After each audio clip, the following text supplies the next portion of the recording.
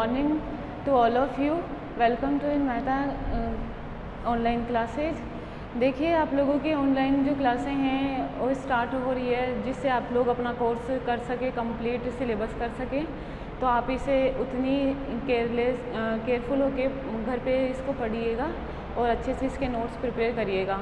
देखिए, मैं BSc second year का यहाँ पे स्टार्ट कर रही हूँ। सबसे पहले मैं आप लोगों को ये बता दूँ कि आप लोगों के जैसे कि फ़र्स्ट ईयर में 3 किताबें थी केमिस्ट्री की, वैसे ही क्या है कि सेकेंड ईयर में भी 3 किताबें हैं। वही फर्स्ट पेपर इनऑर्गेनिक का होएगा, सेकंड पेपर ऑर्गेनिक का होएगा और थर्ड पेपर फिजिकल केमिस्ट्री का होएगा और 33 मार्क्स के हैं। ठीक है, तो आप लोग देख लीजिए, मतलब वैसे ही तैयारी करनी। पूरे के पूरे पेपर इक्वल मार्क्स के हैं और हर पेपर में 5 यूनिट्स हैं। अपन यहाँ पे कंप्लीट कोर्स करेंगे, मतलब 5 यूनिट्स जैसे आप लोगों के एक यूनिट में से 2 क्वेश्चन आते हैं, तो आप लोगों का ये हो एग्ज़ाम में कि दोनों क्वेश्चन अटैम्प्ट हो जाएं, इसलिए अपन पूरा कोर्स पढ़ेंगे। तो आप भी उतनी ही ईमानदारी से अपना कोर्स कंप्लीट करिएगा। ठीक है, देखिए मैं आप लोगों की यहाँ पे पहला पेपर इनऑर्गेनिक केमिस्ट्री स्टार्ट कर रही हूँ।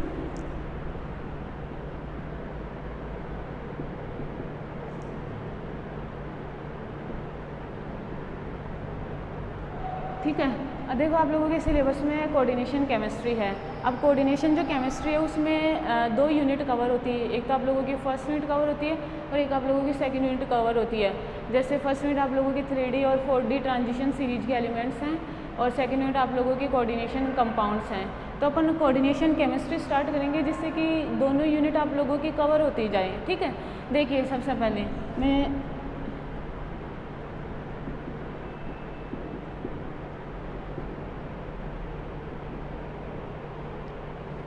ठीक है, देखो कोऑर्डिनेशन केमिस्ट्री का मतलब क्या होता है कि इसमें अपन उन सभी कंपाउंडों की स्टडी करते हैं जो कि कोऑर्डिनेशन बॉन्ड से मिलकर बने होते हैं। कहने का मतलब क्या है कि उन कंपाउंडों की स्टडी की जाती है कोऑर्डिनेशन केमिस्ट्री में जिनमें कोऑर्डिनेशन बॉन्ड पाया जाता है, कोऑर्डिनेट बॉन्ड पाया जाता है। और कोऑर्डिनेट बॉन्ड क्या होता है कि जब भी 2 एटम्स के बीच में बॉन्ड बनता है तो उस बॉन्ड के जो दोनों इलेक्ट्रॉन होते हैं वो केवल एक ही स्पीसीज के द्वारा दिए जाते हैं। ठीक है, देने वाली स्पीसीज को कहते हैं डोनर और लेने वाली स्पीसीज को कहते हैं एक्सेप्टर। आप लोग इस बात का ध्यान रखिए कि कोऑर्डिनेशन जो कंपाउंड होते हैं जिनमें कि कोऑर्डिनेशन बॉन्ड पाया जाता है। ठीक है, एक सही परिभाषा क्या बोलोगे आप लोग कोऑर्डिनेशन कंपाउंड की, कि वे सभी कंपाउंड जिनमें कोऑर्डिनेशन बॉन्ड पाया जाता है, कोऑर्डिनेट बॉन्ड पाया जाता है, क्या कहलाते हैं? कोऑर्डिनेशन कंपाउंड कहलाते हैं। और कोऑर्डिनेशन कंपाउंड की स्टडी जिस केमिस्ट्री की ब्रांच में की जाती है वो क्या कहलाती है? कोऑर्डिनेशन केमिस्ट्री कहलाती है। ठीक है, अब चाहो तो इनका मेथड ऑफ प्रिपरेशन हो, चाहो तो इनकी स्ट्रक्चर हो, चाहो तो उनकी स्टेबिलिटी हो, या कहे तो अपन जैसे उनमें आइसोमराइजेशन हो, ये सभी चीज़ें इनमें स्टडी करी जाती हैं। ठीक है, आप लोग इस बात का ध्यान रखोगे। दूसरी चीज़ क्या होती है कि जो कोऑर्डिनेशन कंपाउंड होते हैं वो मेनली क्या होते हैं? डी ब्लॉक एलिमेंट से मिलकर बने होते हैं। ठीक है, मतलब जो मेटल उसमें काम आता है वो कौन सा होता है? डी ब्लॉक का कोई भी एलिमेंट होता है। और आप ये भी ध्यान रखेंगे कि डी ब्लॉक के जितने भी एलिमेंट हैं वो क्या हैं? मेनली मेटलिक नेचर के होते हैं। कहने का मतलब क्या है कि वो सभी के सभी ऑलमोस्ट लगभग सभी मेटल होते हैं। तो आप इस बात का ध्यान रखिए यहाँ पे। ठीक है, तो यहाँ पे देखिए मैं जो कोऑर्डिनेशन कंपाउंड है उनमें मैंने कहा मेटल्स बोल तो डी ब्लॉक के एलिमेंट काम आते हैं। एम काम में आ गया।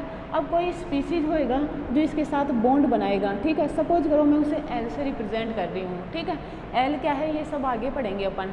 ठीक है, अब देखो इन दोनों के बीच में बॉन्ड बनना है। ठीक है, आप लोग सब जानते हो कि कोई भी बॉन्ड बनने में कम से कम 2 इलेक्ट्रॉनों की आवश्यकता होती है। ठीक है, अब तक आप लोग ये पढ़ के आए हो कि जो दोनों बॉन्ड इलेक्ट्रॉन होते हैं वो दोनों स्पीसीज देते हैं। शेयरिंग होएगी और शेयरिंग से क्या होएगा? उनके बीच में बॉन्ड बनेगा। यहाँ पे क्या होता है कि ये जो 2 इलेक्ट्रॉन किसी भी बॉन्ड को बनने के लिए चाहिए होते हैं वो केवल एक ही स्पीसीज देता है। और यहाँ पे देने वाली स्पीसीज क्या होता है? ये एल होता है। ठीक है, ये एल देगा और ये लेगा। अब आप लोग ये भी जानते हो कि किसी भी स्पीसीज से अगर 2 इलेक्ट्रॉन दूसरी स्पीसीज की तरफ ट्रांसफ़र होते हैं तो क्या आता है? इस तरीके से फुली हेडेड एरो से उसे रिप्रेजेंट करते हैं। यही क्या कहलाता है? कोऑर्डिनेट बॉन्ड कहलाता है। अब देखो इधर इसने दिया इसलिए इसे कहेंगे डोनर स्पीसीज।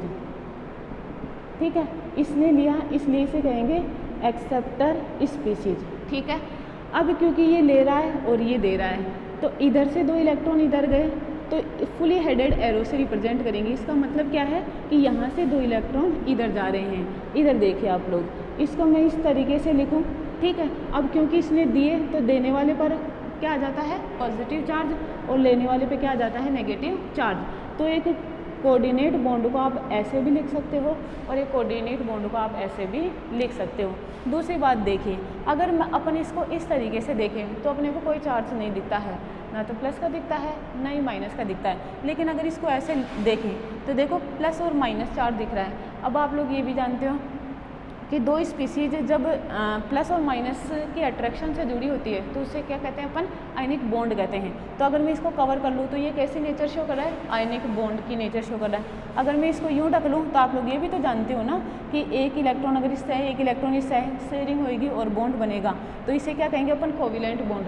कहने का मतलब क्या है, एक कोऑर्डिनेशन बॉन्ड में कोविलेंट कैरेक्टर भी होते हैं और आयनिक कैरेक्टर भी होते हैं, वो इससे पता पड़ता है। अगर आप इसे देखोगे तो ये बात अपन नहीं कह सकते, लेकिन अगर इसे खोल के लिखे तो अपन ये बात कह सकते हैं। समझ में आ रही है मेरी बात। दूसरी देखिए, जो ये कोऑर्डिनेशन कंपाउंड होते हैं उनमें क्या होता है कि जनरली इनको स्क्वायर ब्रैकेट से रिप्रेजेंट किया जाता है। ठीक है, अब स्क्वायर ब्रैकेट में यहाँ पे ये लिखा जाता है M जिसका मतलब होता है मेटल, यहाँ पे ये लिखा जाता है L जिसका मतलब होता है लिगेंड। लिगेंड के बारे में अच्छी तरीके से पढ़ेंगे, लेकिन आप थोड़ा एक जनरल आइडिया जो है आप यहाँ पे पहले वो देखिए।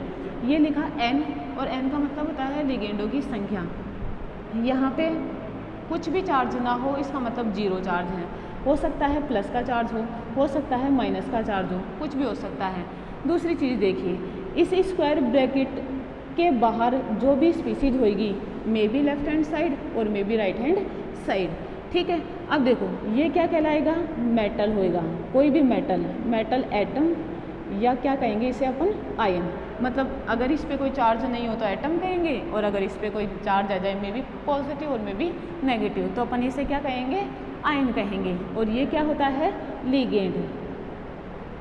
ठीक है, और ये क्या होता है नंबर ऑफ लिगेंड। ठीक है, आप इस चीज़ को ध्यान रखेंगे। ठीक है, अब देखो जनरली क्या है लिगेंड के बारे में देखते हैं। इतनी देर से बोल रहे हैं ना इसको, तो देख लेते हैं इसको होता क्या है। देखिए लिगेंड कोई भी ऐसी स्पीसीज होएगा, कोई भी ऐसी स्पीसीज जिसके पास एटलीस्ट 1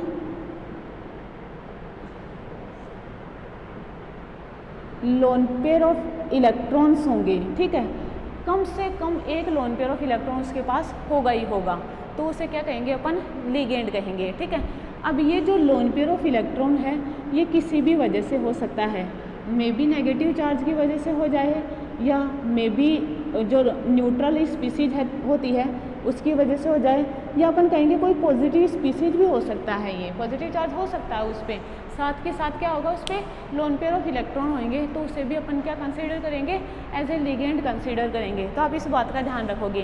कहने का मतलब ये है कि अगर मैं ये बात करूँ कि टाइप ऑफ लिगेंड लिगेंड कितने प्रकार के होते हैं, तो अपन कह सकते हैं जिन पर नेगेटिव चार्ज हो वो भी लिगेंड कहलाएगा, जिन पर कोई चार्ज ना हो वो भी लिगेंड कहलाएगा, और जिन पर पॉजिटिव चार्ज हो वो भी लिगेंड कहलाएगा। ठीक है, आप इस बात का ध्यान रखोगे।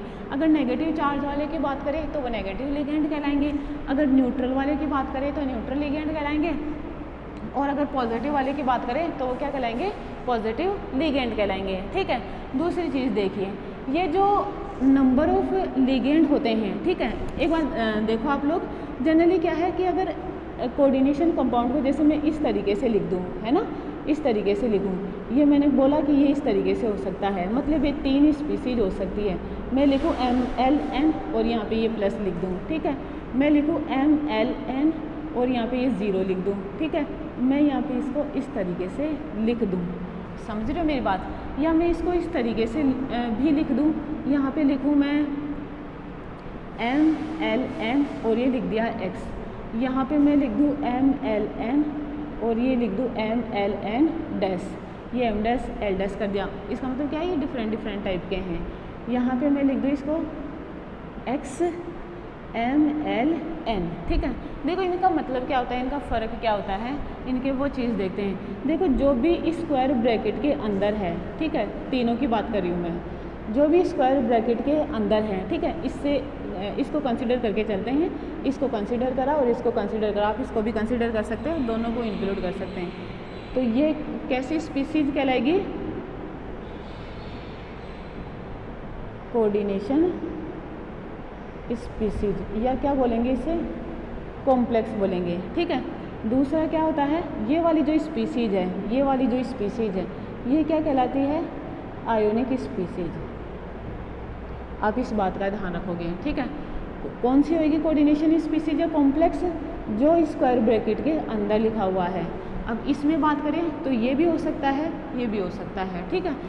इसमें बात करें तो ये आयोनिक स्पीसीज कहलाएगी और ये क्या कहलाएगी, कोऑर्डिनेशन स्पीसीज कहलाएगी। आप इस बात का ध्यान रखोगे, जनरली जो नॉर्मल बातें हैं, ठीक है। एक और चीज़ ध्यान रखिए, इन स्क्वायर ब्रैकेट के अंदर ये मेटल को रिप्रेजेंट करता है, जैसे मैंने आप लोगों को उधर बताया, ठीक है। मैंने कहा ये लिगेंड होता है, ठीक है। दूसरी चीज़ देखिए, मैंने ये कहा ये नंबर ऑफ द लिगेंड होते हैं, नंबर ऑफ द लिगेंड होते हैं, ठीक है। और इसका मतलब ही होता है नंबर ऑफ कोऑर्डिनेट बॉन्ड्स। कहने का मतलब है ये कितने बॉन्ड बनाएगा, और या मैं कहूँ इसका मतलब ही होता है कोऑर्डिनेशन नंबर। आप इस बात का ध्यान रखोगे, वेरी वेरी इम्पोर्टेंट। ये चीज़ आप लोगों को पता होनी चाहिए कि नंबर ऑफ लिगेंड या जितने कोऑर्डिनेशन बॉन्ड बनाता है वो क्या कहलाते हैं, इसके कोऑर्डिनेशन नंबर कहलाती हैं। और ये कोऑर्डिनेशन नंबर ध्यान रखना क्यों ज़रूरी है, क्योंकि अपन इससे पढ़ेंगे इसकी शेप, ठीक है। इससे पढ़ेंगे अपन हाइब्रिडाइजेशन, ठीक है।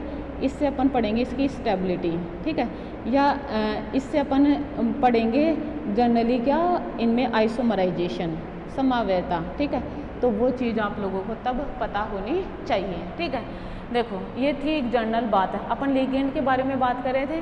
देखिए इधर मैंने कहा लिगेंड, और लिगेंड एक कैसी स्पीसीज होती है, डोनर स्पीसीज होती है, ठीक है। एक डोनर स्पीसीज होती है, तो डोनर स्पीसीज होती है। इसका मतलब ये है कि ये अगर ये M है तो ये L होएगा, ठीक है।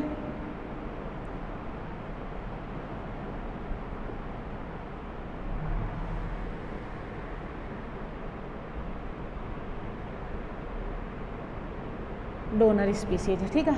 मुझे एक बात बताओ, अगर ये दे रहा है, देने का मतलब क्या है, ये इलेक्ट्रॉन पेयर देगा। बताओ कोई कब दे सकता है, जब उसके पास हो। तो मैं ये कहूँ क्या कि लिगेंड एक इलेक्ट्रॉन रिच स्पीसीज होता है, ठीक है क्या। दूसरी चीज़ मुझे एक बात बताओ, जो इलेक्ट्रॉन रिच स्पीसीज होते हैं वो क्या होते हैं, जनरली किसकी तरह व्यवहार करते हैं, वो न्यूक्लियोफाइल की तरह व्यवहार करते हैं। तो मैं ये कहूँ क्या कि ये न्यूक्लियोफिलिक नेचर का होता है, ठीक है। तीसरी बात देखिए, मुझे एक बात बताओ, अपन ये पढ़ते हैं क्या ल्यूविस एसिड बेस थ्योरी में कि जो स्पीसीज इलेक्ट्रॉन पेयर देता है वो क्या कहलाता है, ल्यूविस बेस कहलाता है। तो अपन ये कह सकते हैं ना कि कोऑर्डिनेशन कंपाउंड में लिगेंड को ही क्या कहते हैं, अपन इलेक्ट्रॉन रिच स्पीसीज कहते हैं। लिगेंड को ही अपन क्या कहते हैं, न्यूक्लियोफाइल कहते हैं, और लिगेंड को ही अपन क्या कहते हैं, ल्यूविस बेस कहते हैं। इधर देखिए, अब मुझे एक बात बताओ, ये एक्सेप्टर है, ये एक्सेप्टर है, इसका मतलब ये हो गया क्या कि इसके पास इलेक्ट्रॉनों की कमी है। बताओ इलेक्ट्रॉनों की कमी हुई तो मैं इसको ये कहूँ क्या कि ये इलेक्ट्रॉन डेफिशिएंट स्पीसीज है, ठीक है क्या। दूसरी चीज़ मैं ये कहूँ इलेक्ट्रॉन डेफिशिएंट है, लेगा, ठीक है, मतलब कमी है, तो बताओ ये इलेक्ट्रोफिलिक नेचर शो करेगा क्या, ठीक। तीसरी बात देखिए, मुझे एक बात बताओ, ये ल्यूविस बेस है, तो बताओ बेस किससे रिएक्शन करता है, एसिड से, तो मैं इसको क्या कहूँ, ये ल्यूविस एसिड कहलाएगा। मतलब कोऑर्डिनेशन कंपाउंड में जो मेटल होती है वो तो क्या होती है, ल्यूविस एसिड की तरह व्यवहार करती है, और जो लिगेंड होता है वो ल्यूविस बेस की तरह व्यवहार करता है।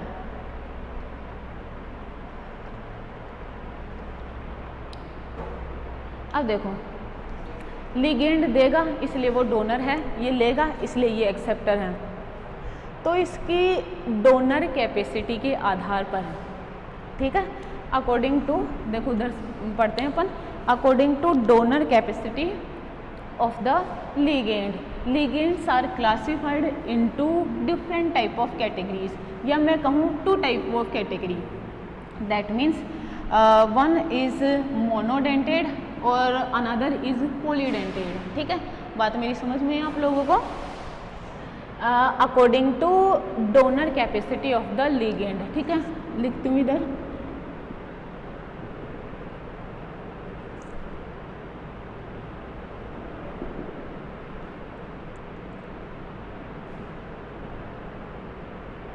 देखो जो इसके टाइप हैं, इधर देखना, जो इसके टाइप्स हैं ये 2 प्रकार के, मेनली अगर आप बात करें तो 2 प्रकार के होते हैं। मोनोडेंटेड लिगेंड, ठीक है, और ये होएगा पॉलीडेंटेड लिगेंड। ठीक है, अब देखो मोनोडेंटेड लिगेंड का मतलब क्या होता है कि वे सभी लिगेंड जिनके पास केवल एक ही डोनर साइट होती है देने के लिए, या मैं कहूँ केवल एक लोन पेयर ऑफ इलेक्ट्रॉन होता है जो केवल एक ही कोऑर्डिनेशन बॉन्ड बना सकते हैं, वो क्या कहलाएंगे? मोनोडेंटेड लिगेंड कहलाएंगे। पॉलीडेंटेड में क्या पढ़ेंगे अपन? उन सभी को पढ़ेंगे जो इसके अलावा आते हैं। कहने का मतलब है जो संख्या में एक से ज़्यादा, मतलब 2, 3, 4, 5 लिगेंड दे सकते हैं, सॉरी इलेक्ट्रॉन पेयर दे सकते हैं या कोऑर्डिनेशन बॉन्ड बनाते हैं, क्या कहलाएंगे? पॉलीडेंटेड लिगेंड कहलाएंगे। ठीक है, देखिए मोनोडेंटेड लिगेंड मैंने क्या कहा कि ये केवल एक कोऑर्डिनेशन बॉन्ड बनाएंगे। ठीक है, तो मैं लिखूँ यहाँ पे form 1 coordination bond to with the metal. ठीक है, केवल एक कोऑर्डिनेशन बॉन्ड बना सकते हैं, एक डोनर साइट या मैं कहूँ एक स्पीसीज या एक लिगेंड। ठीक है, मोनोडेंटेड लिगेंड कहलाएंगे। अब देखो जो मोनोडेंटेड लिगेंड होते हैं ये केवल एक इलेक्ट्रॉन पेयर देते हैं। ये क्या करेंगे? केवल एक इलेक्ट्रॉन पेयर देंगे, या मैं कहूँ केवल एक कोऑर्डिनेशन बॉन्ड बनाएंगे। तो आप इस बात का ध्यान रखोगे कि इसमें वे सभी लिगेंड आएंगे जो कि क्या करते हैं, नेगेटिव चार्ज रखते हो, लेकिन एक ही बॉन्ड बनाना चाहिए। ठीक है, जो न्यूट्रल हो या जो पॉजिटिव हो। कहने का मतलब है जो मोनोडेंटेड लिगेंड होते हैं ना, वो पॉजिटिव भी हो सकते हैं, वो नेगेटिव भी हो सकते हैं, और वो क्या हो सकते हैं? न्यूट्रल भी हो सकते हैं। तो पहले उनके बारे में देखते हैं। पहले आपको ये बात तो समझ में आ गई होगी ना कि मोनोडेंटेड लिगेंड किसे कहते हैं, एक दंतुक लिगेंड किसे कहते हैं, जिनके पास केवल एक डोनर साइट होती है, या क्या करते हैं जो केवल एक कोऑर्डिनेशन बॉन्ड बनाते हैं, क्या कहलाते हैं? मोनोडेंटेड लिगेंड कहलाते हैं। ठीक है, अब देखो इनकी नेचर के आधार पर ये कितने प्रकार के होते हैं? 3 प्रकार के होते हैं। मैं लिखूं नेगेटिव मोनोडेंटेड लिगेंड, मैं कहूँ पॉजिटिव मोनोडेंटेड लिगेंड, मैं कहूँ न्यूट्रल।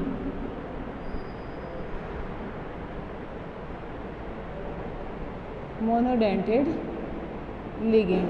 ठीक है, अब देखो इनके बारे में पढ़ लेते हैं।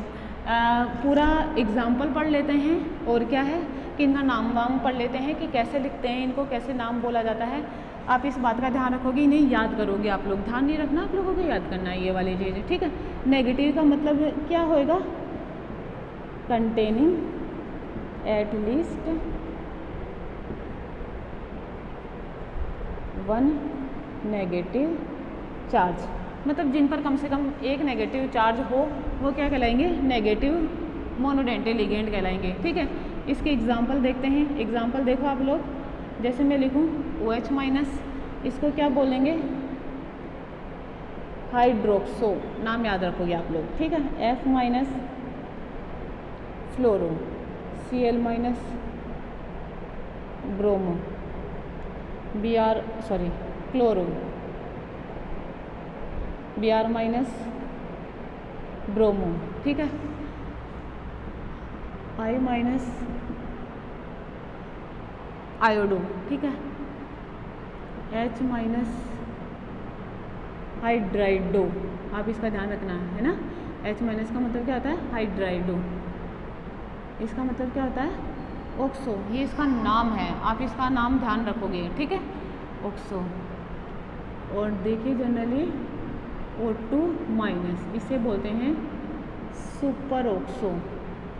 O2 2 माइनस, इसे कहते हैं पर ऑक्सो, ठीक है।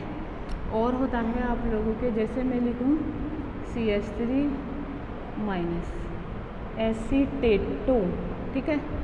और लिखूँ जैसे मैं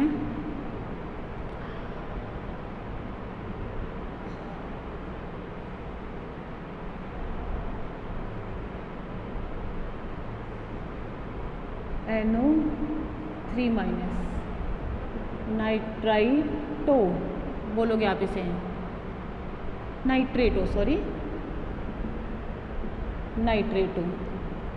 NO2 माइनस, इसे बोलेंगे नाइट्रो, ठीक है। देखो ये कैसे हो सकता है? ONO माइनस, ऐसे भी हो सकता है। ये इसको क्या बोलेंगे अपन? कप्पा ओ नाइट्रो, ठीक है। अपन इसको क्या लिख सकते हैं? कप्पा N नाइट्रो, ठीक है। इसका मतलब क्या होता है? ये वाली चीज़ ये मैं आप लोगों को आगे बताऊंगी, आप लोग इसे अब भी ध्यान रखिए।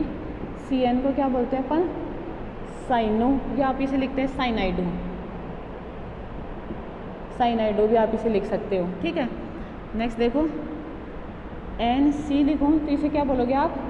आइसो साइनाइडो, ठीक है। ऐसे में लिखो SCN माइनस, लिखोगे आप इसे थायो साइनो या थायोसाइनाइडो, ठीक है। इसको ऐसे भी लिख सकते हो NCS माइनस, इसका मतलब है आइसो थायोसाइनो या थायोसाइनाइडो, ठीक है। आप इस बात का ध्यान रखोगे।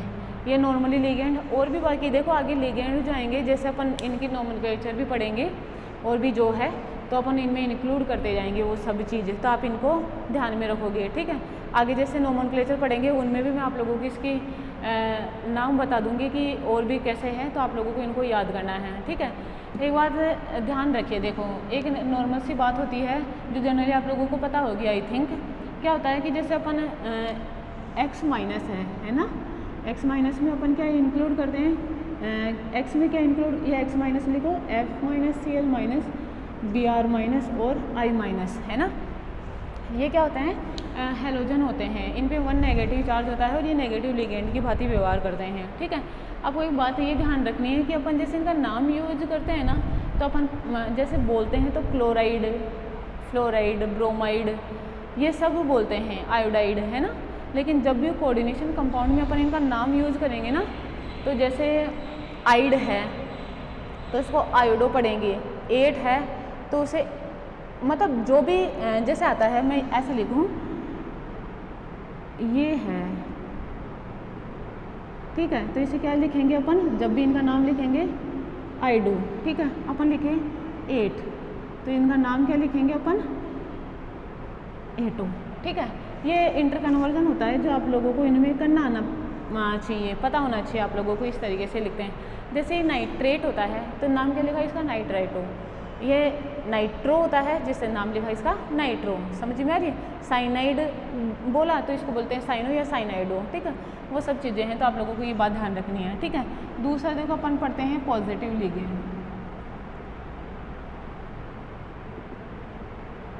ठीक है। इसका मतलब क्या होता है? कंटेनिंग पॉजिटिव चार्ज, ठीक है, with loan pair of electrons, ठीक है। हो सकता है ना लोन पेयर ऑफ इलेक्ट्रॉन तो होंगे ही, तो ये तो लिगेंड की बात व्यवहार करेगा, ठीक है। देखो जब भी इनका नाम लिखा जाता है तो नाम के एंड में, ठीक है, नाम के एंड में अपन क्या लिखते हैं, IUM वर्ड लगाते हैं, ठीक है। जो भी पॉजिटिव लिगेंड का लिखेंगे, नेगेटिव में ये सब लिखते हैं, पॉजिटिव में IUM लिखेंगे, EM, ठीक है। जैसे मैं लिखूँ NO, जानते हो ना आप इसे, ठीक है। अगर इसमें से एक इलेक्ट्रॉन निकाल दो तो क्या बन जाएगा, ये, तो इसे बोलूँगी। अभी देखो ये लोन पेयर ऑफ इलेक्ट्रॉन है, तो इसकी वजह से ये लिगेंड, इसकी वजह से पॉजिटिव चार्ज वाला लिगेंड है, तो इसका नाम क्या लिख दूँ, इसे क्या बोलते हैं अपन, नाइट्रोसिल बोलते हैं, नाइट्रोसिल बोलेंगे सिर्फ, तो इसको बोलेंगे नाइट्रोसोनियम। समझ में आप लोगों को बात है, ठीक। ऐसे मैं लिखूँ NH2 बताओ ये लोन पेयर ऑफ इलेक्ट्रॉन हो गया, क्या बोलते हैं इसे, हाइड्रोजीन। अगर इसमें से एक इलेक्ट्रॉन निकल जाए तो बोलो, मैं यहाँ पे सॉरी एक इलेक्ट्रॉन निकल जाए या मैं लिखूँ H+ ऐड हो जाए, तो अपन इसे क्या लिखेंगे, प्लस NH3+ और ये NH2। बताओ लोन पेयर भी है, पॉजिटिव चार्ज भी है, ठीक है। तो अपन इसे क्या लिखेंगे, हाइड्रोजीनियम आयन, आयन है ना ये, हाइड्रोजीनियम आयन, ठीक है। आप लोग इस तरीके से रखोगे ध्यान। ऐसे में लिख दूँ NO2+, तो इसे क्या बोलेंगे अपन, नाइट्रोनियम आयन, ठीक है। ये पॉजिटिव वाले लिगेंड हैं, पॉजिटिव चार्ज वाले, जो आप लोगों को ध्यान में रखने हैं, ठीक है। नेक्स्ट देखो, तीसरा मोनोडेंटेड लिगेंड कौन सा है, neutral. Third monodentate ligand neutral monodentate ligand. देखो इधर, इसमें जैसे लिखूँ मैं, देखो एक बात आप लोगों को ये ध्यान रखनी है कि जो न्यूट्रल की अगर बात करते हैं ना, तो न्यूट्रल जो मोनोडेंटेड लिगेंड होते हैं उनको अपन क्या करते हैं, उनका नाम अपन, जैसा नाम उनका होता है केमिस्ट्री में,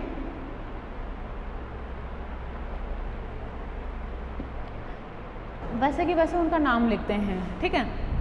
जैसे H2O को क्या कहेंगे, एक्वा। हम लोग ध्यान रखना है ये वाली बात। NH3 को क्या कहेंगे अपन, अमोनिया, ठीक है।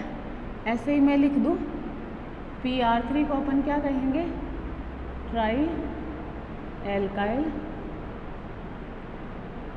फॉस्फीन, ठीक है। ऐसे में लिखूँ PF3 को अपन क्या कहेंगे, ट्राई फ्लोरो, और एक और बात आप ध्यान रखोगे, ये जो मैं नाम लिख रही हूँ ना, ये एक ही वर्ड में लिखा हुआ है, इन दोनों के बीच में कोई गैप नहीं है, ठीक है। आप ये बात ध्यान रखोगे, स्पेशली मेंशन करना है आप लोगों को, ये चीज़ ध्यान रखनी है, कोई गैप नहीं है, विदाउट एनी गैप आप लोगों को ये चीज़ लिखनी है, ठीक है। ऐसे में लिखूँ PCl3, तो क्या लिखूँ, ट्राई क्लोरो फोस्फीन, ठीक है। ऐसे में लिखूँ PBr3, ट्राई ब्रोमो फोस्फीन, ठीक है। ऐसे में लिखूँ Pi3, ट्राई आयोडो फोस्फीन, ठीक है। एक बात ये ध्यान रखना आप लोग, ठीक है। नेक्स्ट में लिखूँ carbonyl, very very important ligand, CO, ठीक है। CO क्या बोलेंगे इसे, कार्बोनाइल, ठीक है। ये कार्बन मोनोऑक्साइड ही है, ठीक है। कार्बोनाइल अलग होता है, कार्बन मोनोऑक्साइड अलग होता है, ऐसा कुछ नहीं है, अब दोनों एक ही चीज़ होती है, ठीक है। यहाँ लिखूँ नाइट्रोसिल, ये नाइट्रोसिल होता है। जनरली ये क्या होते हैं, न्यूट्रल मोनोडेंटेड लिगेंड होते हैं। और भी जैसे अपन देखें, ये क्या बोलते हो इसे, पिरिडीन, ठीक है। एब्रीविएशन होता है इसका PY से इसको लिखते हैं, ये चीज़ होती है नॉर्मली, ठीक है। अब ये बात ध्यान रखोगे, इन एग्जांपल्स को आप लोगों को याद करना है, रटना है, कुछ ही करो, आप लोगों को पता होना चाहिए ये सब बातें कि इनको इस तरीके से लिखा जाता है, ये होते हैं नाम वगैरह, इन पे साइन पता होने चाहिए आप लोगों को कि किस पर नेगेटिव साइन है, किस पर पॉजिटिव साइन है और कौन सा न्यूट्रल है। क्योंकि जब भी आप इसके नोमेनक्लेचर लिखोगे या इसका हाइब्रिडाइजेशन निकालोगे तो आप लोगों को ऑक्सीडेशन स्टेट निकालना आनी चाहिए उसमें। तो इन माइनस साइन, प्लस साइन या न्यूट्रल जो भी चार्ज इन पे होता है उन सब की आवश्यकता होती है तो आप लोग इनका ध्यान रखोगे, ठीक है। अब देखो ये मैंने आप लोगों को मोनोडेंटेड लिगेंड पूरे करवा दिए हैं, 3 प्रकार के होते हैं, नेगेटिव, पॉजिटिव और न्यूट्रल। इनके एग्जाम्पल बताए हैं और मैंने कहा जो भी एग्जाम्पल और आगे आएंगे उनको आप इसमें मेंशन करते जाइए और इनका नाम भी आप लोग याद करोगे साथ के साथ। अब है पॉलीडेंटेड लिगेंड, इनको पढ़ेंगे, इनके एग्जाम्पल पढ़ेंगे, परिभाषा पढ़ेंगे, वो सब, ठीक है। देखो जब भी क्वेश्चन जब आता है तो जनरली ये पूछ लिया जाता है, पूरे 6 नंबर का क्वेश्चन ये आ जाता है कि लिगेंड किसे कहते हैं, लिगेंड किस तरह से व्यवहार करता है और ये कितने प्रकार का होता है, उदाहरण सहित समझाइए। ये आप लोगों को 6 नंबर का क्वेश्चन पूछ लेगा, 6.5 नंबर का जैसे एक क्वेश्चन आप लोगों के आता है तो वो इस तरीके से आएगा। आप इस बात का भी ध्यान रखोगे कि ये जो 6.5 नंबर का क्वेश्चन है ये आप लोगों के एकदम पूरे 6.5 मार्क्स का नहीं आता है, आपको ये डिवाइड कर करके आएगा। जैसे इस तरीके से आ गया 1 + 1 + ½ ये इस तरीके से ये पूछ लेगा आप लोगों को, जैसे और भी आगे पूरे 6 करेगा जो भी है। मतलब 1 नंबर की परिभाषा हो गई, 1 नंबर का नाम हो गया, कितने प्रकार के होते हैं, फिर आगे जो भी उनका क्लासिफिकेशन है वो ऐसे पार्ट्स में डिवाइड होंगे। तो आप लोगों को वो चीज़ पता होनी चाहिए कि आप इसे किस तरीके से करोगे और किस तरीके से वो करना है, ठीक है। अब देखो पॉलीडेंटेड लिगेंड पढ़ते हैं, ठीक है। पॉलीडेंटेड लिगेंड इसका पूरा ये वाली चीज़ एक बचा है,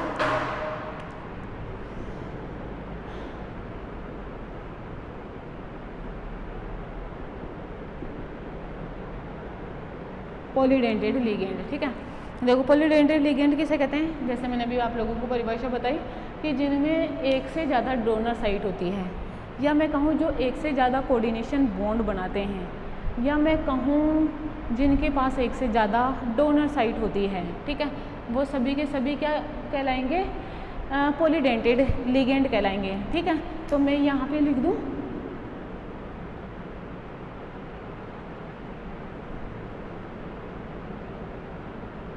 मोर देन 1 इलेक्ट्रॉन पेयर, या लिख दूँ कोऑर्डिनेट बॉन्ड, ठीक है, ये सब चीज़, या मैं लिख दूँ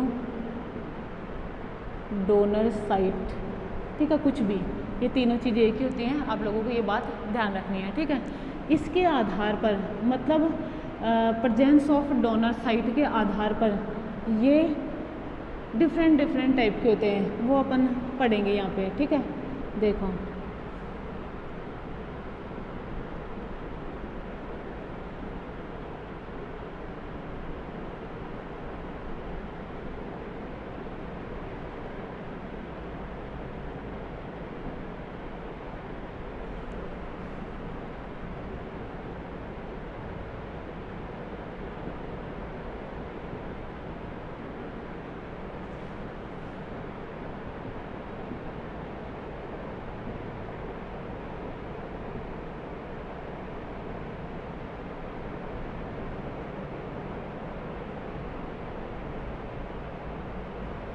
देखो मैंने लिखा bidentate ligand, ट्राइडेंटेड ligand, tetradentate ligand, पेंटाडेंटेड ligand और हेक्साडेंटेड लिगेंड। जो आप लोगों के मोस्ट इम्पोर्टेंट हैं वो है बाइडेंटेड लिगेंड और आप लोगों के है हेक्साडेंटेड लिगेंड, ठीक है।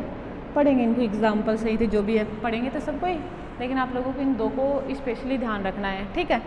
अब देखो ये सब भी क्या हो सकते हैं, ये पॉजिटिव हो सकते हैं, ये नेगेटिव हो सकते हैं और ये न्यूट्रल हो सकते हैं, कुछ भी हो सकते हैं, ये तीनों प्रकार के हो सकते हैं। तो अपन इन तीनों को मिक्स करते हुए चलेंगे, तीनों को साथ लेके चलेंगे, पॉजिटिव कौन सा होता है, नेगेटिव कौन सा होता है और न्यूट्रल कौन सा होता है, नाम भी लिखेंगे इसका, ठीक है। बाइडेंटेड जिनमें 2 डोनर साइट हो, ट्राइडेंटेड जिनमें 3 डोनर साइट हो, टेट्राडेंटेड जिनमें 4 डोनर साइट हो और पेंटाडेंटेड का मतलब क्या होता है, जिनमें 5 डोनर साइट हो, और हेक्साडेंटेड का मतलब क्या होता है, जिनमें 6 डोनर साइट हो, तो वो क्या कहलाएंगे, हेक्साडेंटेड लिगेंड कहलाएंगे। और ये सभी क्या कहलाते हैं, पॉलीडेंटेड लिगेंड कहलाते हैं, ठीक है। इसका एग्जाम्पल देखते हैं, देखो इसका एग्जाम्पल, ये क्या होता है,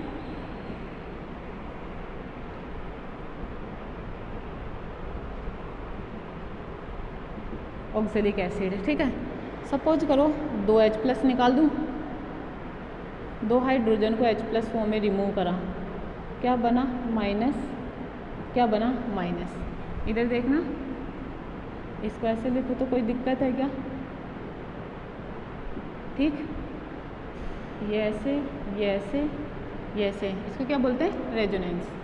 बताओ रेजोनेंस है तो इसको लिखो माइनस डबल बॉन्ड और ये माइनस डबल बॉन्ड, ठीक है क्या। इसे क्या कहेंगे, ऑक्सीलेटो, ठीक है। इसे OX 2 माइनस, एक और एक 2, माइनस का 2, OX से भी रिप्रेजेंट करते हैं, ऑक्सीलेटो कहलाता है ये, ठीक है। अब बताओ जो इसमें डोनर साइट है वो क्या है, ऑक्सीजन, ऑक्सीजन, ठीक है।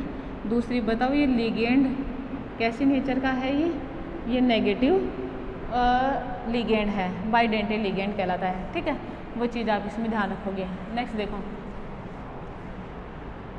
मुझे एक बात बता, इसको मैं ऐसे लिख दूँ, 2 हाइड्रोजन को H+ फॉर्म में निकालूँ। बताओ थायोक्सिलिक एसिड होएगा क्या ये, थायोक्सिलिक एसिड, और ये क्या है, थायोक्सिलेटो, ठीक।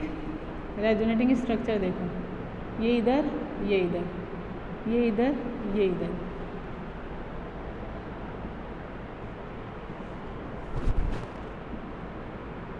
ठीक। ये अब देखो इसकी अगर डोनर साइड की बात करें तो वो या तो दोनों ऑक्सीजन होंगे या दोनों सल्फर होंगे, और ये भी कैसा है, एक नेगेटिव बाइडेंटेड लिगेंड है, ठीक है। बात समझ में आप लोगों को। नेक्स्ट देखिए, मैं लिखूँ आप लोगों की यहाँ पे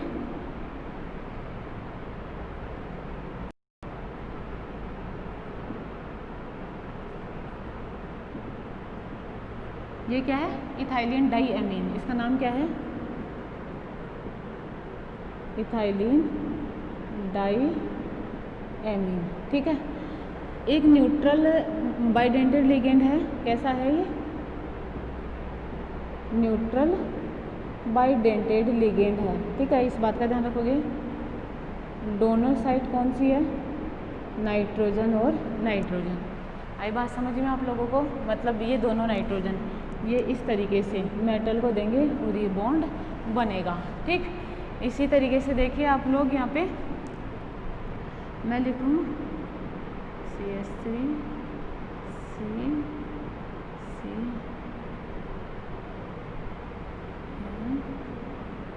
OH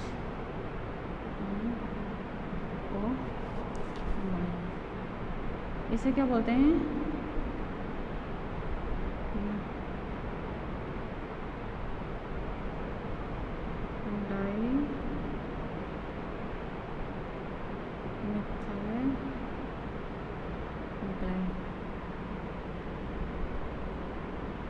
ग्लाइऑक्सिलेट आयन, ठीक है। अगर ये बॉन्ड बनाए तो इस तरीके से बॉन्ड बनाएगा। बताओ CH3 को M लिखते हैं, मिथाइल लिखते हैं, इस तरीके से ये M, ये और ये,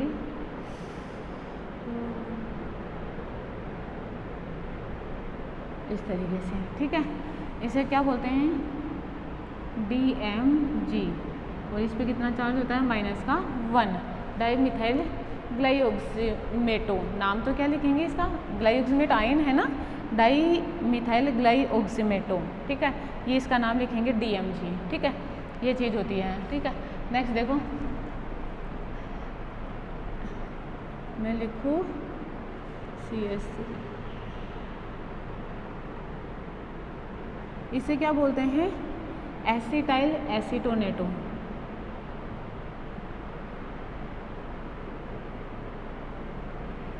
एसीटेट,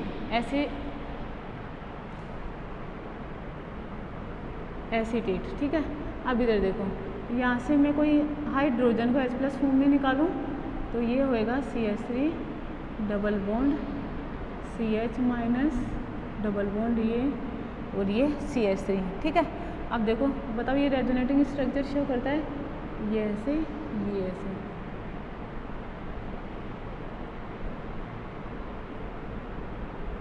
दूसरा देखो, बताओ इस रेजोनेटिंग स्ट्रक्चर को मैं इधर से कर दूं, बोल तो ये ऐसे आ जाए, ये ऐसे आ जाए,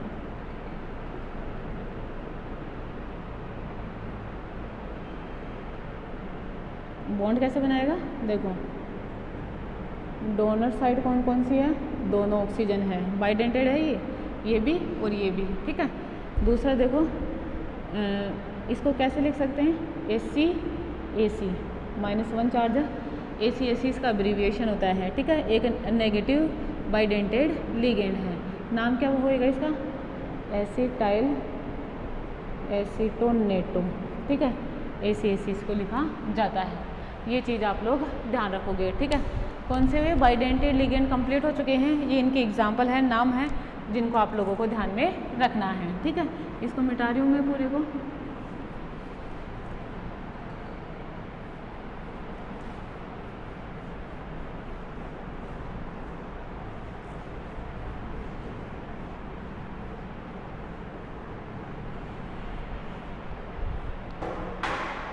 देखिए इधर ट्राइडेंटेड है, जिनमें क्या होगा, 3 डोनर साइट होएगी, ठीक है। एग्जाम्पल देखो इसका, CH2 NH2 NH CH2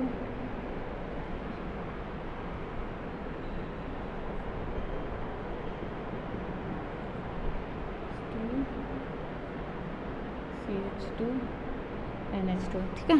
देखो इधर ये loan pair of electron, loan pair of electron, loan pair of electron, ठीक है। देखो अभी यहाँ पे NH2 था अभी, तो उसको क्या बोलते हैं, इथाइलिन डाईएमीन बोल रहे थे। अब देखो इथाइलिन डाईएमीन था वो, अभी एक 2 3 एमीन हो गए और 2 इथाइल हो गए, तो मैं इसका नाम क्या लिखूँ, डाई इथाइल ट्राई एमीन। और ये कैसे नेचर का होता है, न्यूट्रल होता है। आप इसको ध्यान रखोगे, जो डोनर साइट है नाइट्रोजन और नाइट्रोजन है, ठीक है। ये हो गया। टेट्राडेंटेड का देखो एग्जांपल देखना, टेट्राडेंटेड का क्या पढ़ोगे, जिसमें 4 डोनर साइट हो।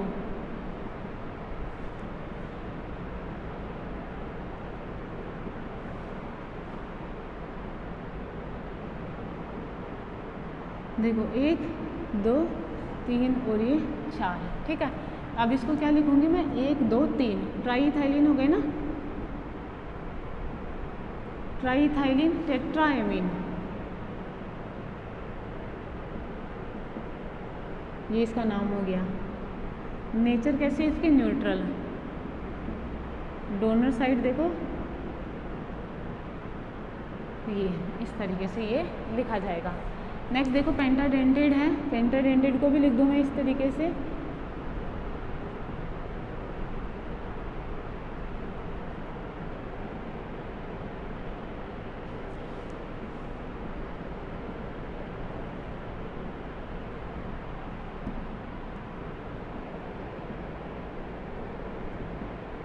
एक 2 3 4 और ये 5, इसका नाम क्या होगा,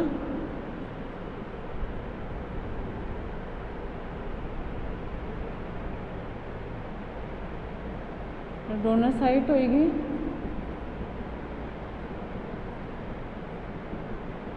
पांचों के पांचों नाइट्रोजन, ठीक है।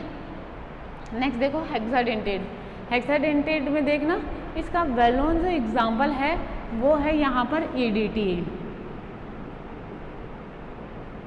4-, ठीक है। और एक और चीज़ देखो आप लोग, अगर मैं इसको लिखूँ EDTA 3-, तो ये पेंटाडेंटेड लिगेंड होएगा, और अगर 4- होना तो वो कैसा लिगेंड होएगा, हेक्साडेंटेड लिगेंड होएगा। पहले हेक्साडेंटेड को देखते हैं, देखो इधर इथाइलिन डाईएमीन लिखते हैं, ये लिखा इथाइलिन डाईएमीन, ठीक है। मुझे एक बात बताओ, दोनों वो है, दोनों नाइट्रोजन है, दोनों पर 2-2 हाइड्रोजन है,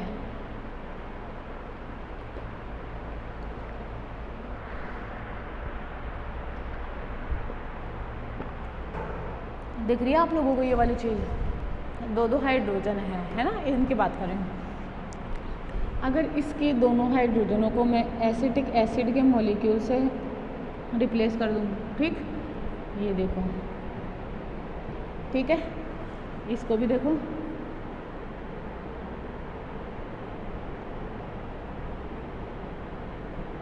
इस तरीके से लिखो इसको CH2, ठीक है। तो अब देखो इसे क्या पढ़ेंगे कि एसिटिक एसिड कितने हो गए, 1 2 3 4। तो अपन इसे क्या बोलेंगे, इथाइलिन डाइएमीन टेट्रा, 4 के लिए टेट्रा वर्ड यूज़ करते हैं ना, टेट्रा एसिटिक एसिड। नाम देखो इसका, ethylene diamine tetra acetic acid. अब सोचो इस टेट्रा एसिटिक एसिड से मैं 4 हाइड्रोजन को H+ फॉर्म में रिमूव कर दूँ, है ना, ये चला गया, ये चला गया। और एक बात ध्यान रखना, मैं बोल रही हूँ हाइड्रोजन को रिमूव कर दिया तो ऐसे ही हाइड्रोजन रिमूव नहीं होता है। इसके लिए क्या करना पड़ता है, इसमें थोड़ा सा बेस डालना पड़ता है, वो वाली चीज़ होती है। कॉमन सेंस से बात होती है, इसलिए मैं इसे इंक्लूड नहीं कर रही हूँ, बता नहीं रही हूँ आप लोगों को। तो अब इसका नाम क्या बोलेंगे अपन, इधर देखो खोल के लिखो,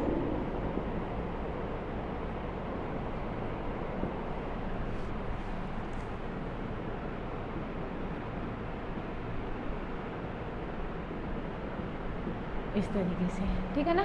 अब देखो इसका नाम क्या हो जाएगा, अभी क्या है, ethylene diamine tetra acetic acid. तो क्या होगा, इथाइलिन डाइएमीन टेट्रा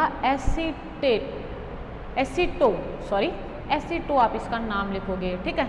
अब देखो इसमें डोनर साइट की बात करते हैं, इधर देखो डोनर साइट, इधर देखना, देखो एक या ये कोई भी हो सकता है, 2 3 लोन पेयर है ना, 4 5 6, क्या लिखूँ, 2 नाइट्रोजन और 4 ऑक्सीजन, ठीक है। आई क्या बात समझ में।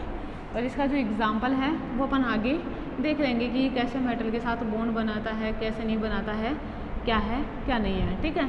या फिर मैं अभी बता दूँगी आप लोगों को जो भी है। अब देखो मैं पेंटाडेंटेट की भी बात कर रही थी, तो पेंटाडेंटेट के लिए जैसे आप लोग क्या पढ़ते हो, पेंटाडेंटेट में अपन कैसे पढ़ेंगे, जैसे ये क्या है, अभी बोला आप लोगों को इथाइलिन डाइएमीन, ठीक है। ये अभी 2 हाइड्रोजन को इसको रिप्लेस किया, CH2 COOH, CH2 COOH, ठीक है। इसमें भी रिप्लेस करूँ तो यहाँ पे लिखूँ OCCH2, ठीक है। यहाँ पे इस H को H ही रहने दिया, रिप्लेस नहीं करा। अब इसका नाम क्या लिखोगे आप लोग, ये CH2 है ना, CH2, इसका नाम लिखूँ मैं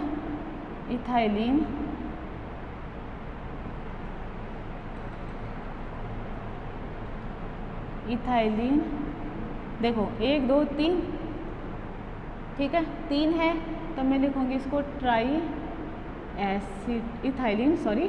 डाइएमीन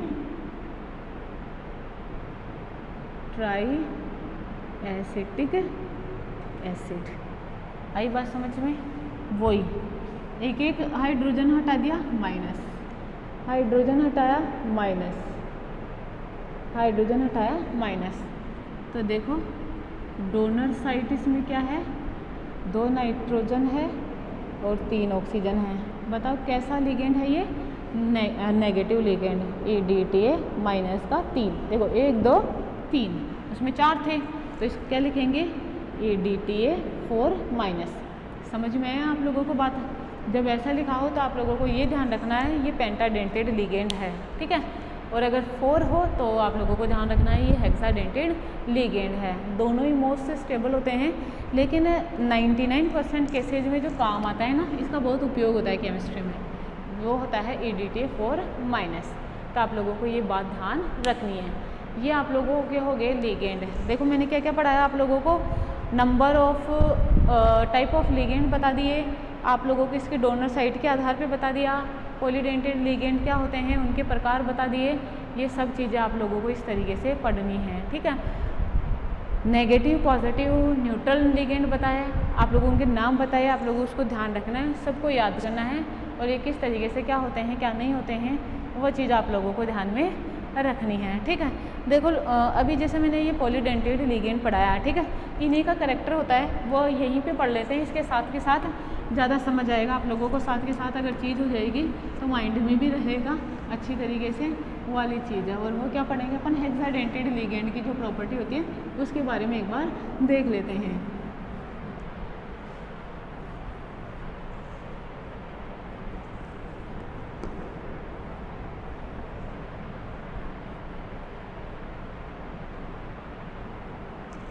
देखो मैं यहाँ लिखती हूँ,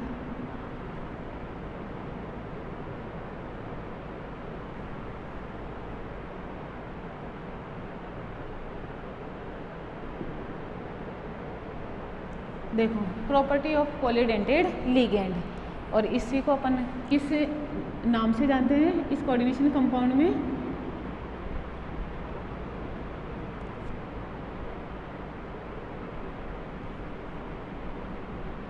देखो क्या होता है, एक बार ध्यान रखना। देखो जो पॉलीडेंटेड लिगेंड होते हैं ना, जैसे बाइडेंटेड, ट्राइडेंटेड, टेट्राडेंटेड, पेंटाडेंटेड, जो अपन ने अभी पढ़ा, ठीक है।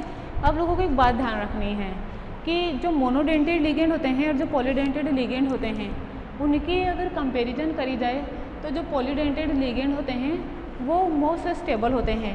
मोस्ट स्टेबल होने का मतलब क्या है कि वो जो मोस्ट स्टेबल नहीं, वो जो कंपाउंड बनाते हैं वो मोर स्टेबल होते हैं, मोस्ट स्टेबल होते हैं।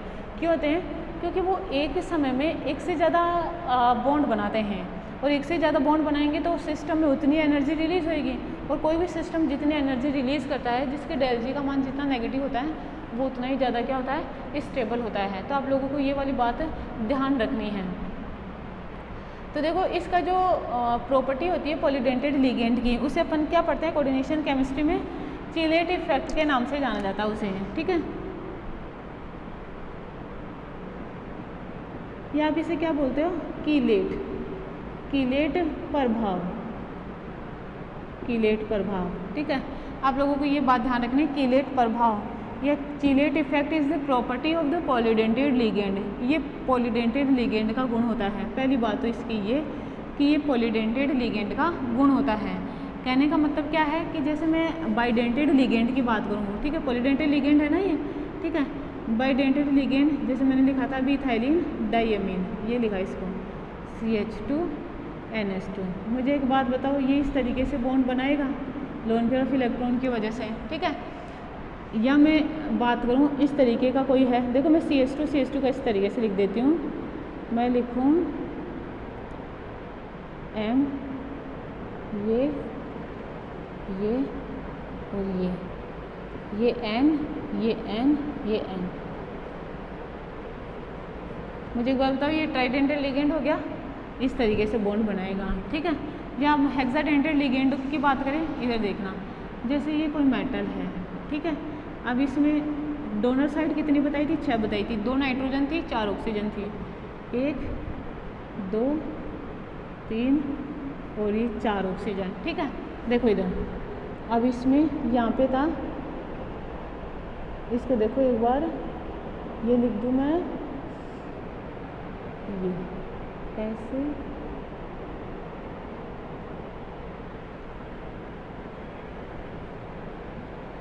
इसको इस तरीके से,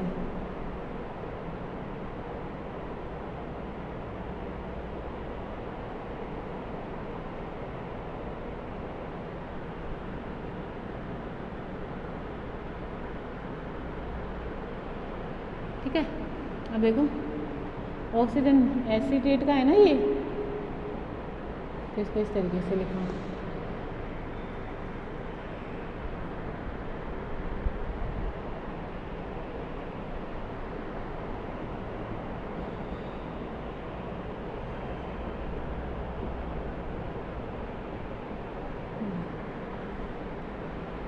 देखो ये इस तरीके से कॉम्प्लेक्स बनाते हैं। ये जो कॉम्प्लेक्स होते हैं ये क्या कहलाते हैं? कीलेट कॉम्प्लेक्स कहलाते हैं। और इन्हें कीलेट कॉम्प्लेक्स क्यों कहते हैं? क्योंकि जब भी पॉलीडेंटेड लिगेंड कोऑर्डिनेशन कंपाउंड में भाग लेते हैं या कोऑर्डिनेशन बॉन्ड बनाते हैं मेटल के साथ, तो ये क्या करते हैं, एक समय में ये रिंग का निर्माण करते हैं। जब भी इनकी बॉन्ड फॉर्मेशन होती है तो ये रिंग फॉर्मेशन करते हैं। इधर देखो ये कितने मेंबर्ड रिंग है, 1 2 3 4 5 मेंबर्ड रिंग है। इधर देखो ट्राइडेंटेड लिगेंड से 2 रिंग बना ली तो ये 2 रिंग बनाएगा। इधर देखो इसने तो कितनी रिंग बनाई, 1 2 3 4 5 6 रिंग बना ली। समझ में आ रही मेरी बात? तो कोई भी कंपाउंड जितनी ज़्यादा रिंग बनाता है, और ये जो रिंग बनती है उन्हें क्या कहते हैं अपन? कीलेट रिंग कहते हैं। और इन किलेट रिंग के बनने के कारण क्या होता है, इन कॉम्प्लेक्स की जो स्टेबिलिटी होती है वो बहुत ज़्यादा हो जाती है। इसलिए इस प्रभाव को, जो कि कोऑर्डिनेशन कंपाउंड की स्टेबिलिटी को इंक्रीज कर देता है, क्या कहते हैं, किलेट प्रभाव कहते हैं। और ये क्यों होता है, because of the formation of cyclic ring, ठीक है। लिगेंड और मेटल के बीच में जब कोऑर्डिनेशन बॉन्ड बनता है तो क्या होता है, वहाँ पे साइक्लिक रिंग का निर्माण होता है, और उस रिंग के बनने के कारण ये क्या होती है, इनकी स्टेबिलिटी बहुत ज़्यादा बढ़ जाती है। और इस प्रभाव को, इनके इस गुण को क्या कहते हैं, किलेट प्रभाव कहते हैं। और ये जो रिंग बनती है उन्हें क्या कहते हैं, किलेट रिंग कहते हैं। और वो लिगेंड जो किलेट रिंग का निर्माण करते हैं वो क्या कहलाते हैं, किलेट लिगेंड कहलाते हैं, ठीक है। आप लोगों को ये वाली बात है ध्यान रखनी है। अब मुझे एक बात बताओ, मैंने कहा कि इन रिंग की स्टेबिलिटी बहुत ज़्यादा होती है, ठीक है। और ये क्या करते हैं, किलेट प्रभाव शो करते हैं, इसलिए कंपाउंड स्टेबल होता है, ठीक है। जनरली एक बात माइंड में आनी चाहिए ना कि ये किलेट रिंग बनी तो इनकी स्टेबिलिटी क्यों बढ़ गई, ठीक है। मुझे एक बात बताओ, मैंने अभी कहा आप लोगों से कि जब ये कंपाउंड बनेगा तो एनर्जी रिलीज़ होएगी, जितनी ज़्यादा एनर्जी रिलीज़ होगी उतनी ज़्यादा उसकी स्टेबिलिटी होगी। तो मुझे एक बात बताओ, मैं यहाँ पे लिख दूँ, जैसे मैंने देखा कोई मेटल है ना, मैं लिख दूँ जैसे CO, और यहाँ पे EN, इथाइलिन डाइमीन को कहते हैं ना, यहाँ पे लिखो 3 और ये लिखो 3+, ठीक है। क्या है क्या नहीं है वो आगे और भी समझ में आ जाएगी, जितना समझ में आप लोगों को उतना समझ। देखो CO मैं लिख दूँ F6, है ना, या मैं लिख दूँ यहाँ पे चलो H2O6 और ये 3+, ठीक है। देखो यहाँ पर भी ये बाइडेंटेड है, तो देखो कोऑर्डिनेशन नंबर, ये कोऑर्डिनेशन नंबर है, ठीक है। कोऑर्डिनेशन नंबर कितनी है इसकी, 6 है, एक में 2 है ना, अरे तो 3 में 6 हो गई। यहाँ पे देखो इसकी कोऑर्डिनेशन नंबर भी क्या है, 6। इसका मतलब क्या है, 6 कोऑर्डिनेशन बॉन्ड, इसका मतलब भी क्या है, 6 कोऑर्डिनेशन बॉन्ड, ठीक है। बताओ स्टेबिलिटी तो बॉन्ड उतने ही रहे जितने यहाँ पे बन रहे थे, यहाँ पे बन रहे थे, लेकिन अगर इनकी स्टेबिलिटी की बात करें ना तो ऊपर वाला ज़्यादा स्टेबल होता है नीचे वाले की बजाय। और क्यों होता है, क्योंकि इसमें किलेट रिंग बनती है, इसमें किलेट रिंग नहीं बनती है, यहाँ पे किलेट रिंग बनेगी। अगर इनकी स्ट्रक्चर की बात करूँ तो देखो इनकी स्ट्रक्चर कैसे होगी, यहाँ पे ये N,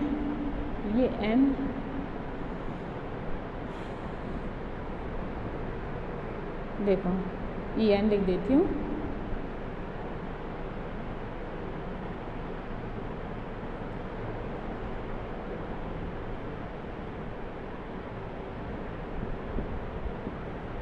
और ये 3+, ऐसे देखो उसका लिखो,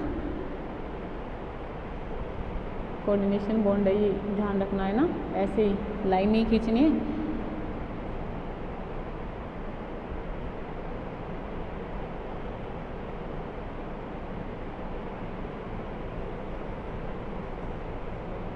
ठीक है,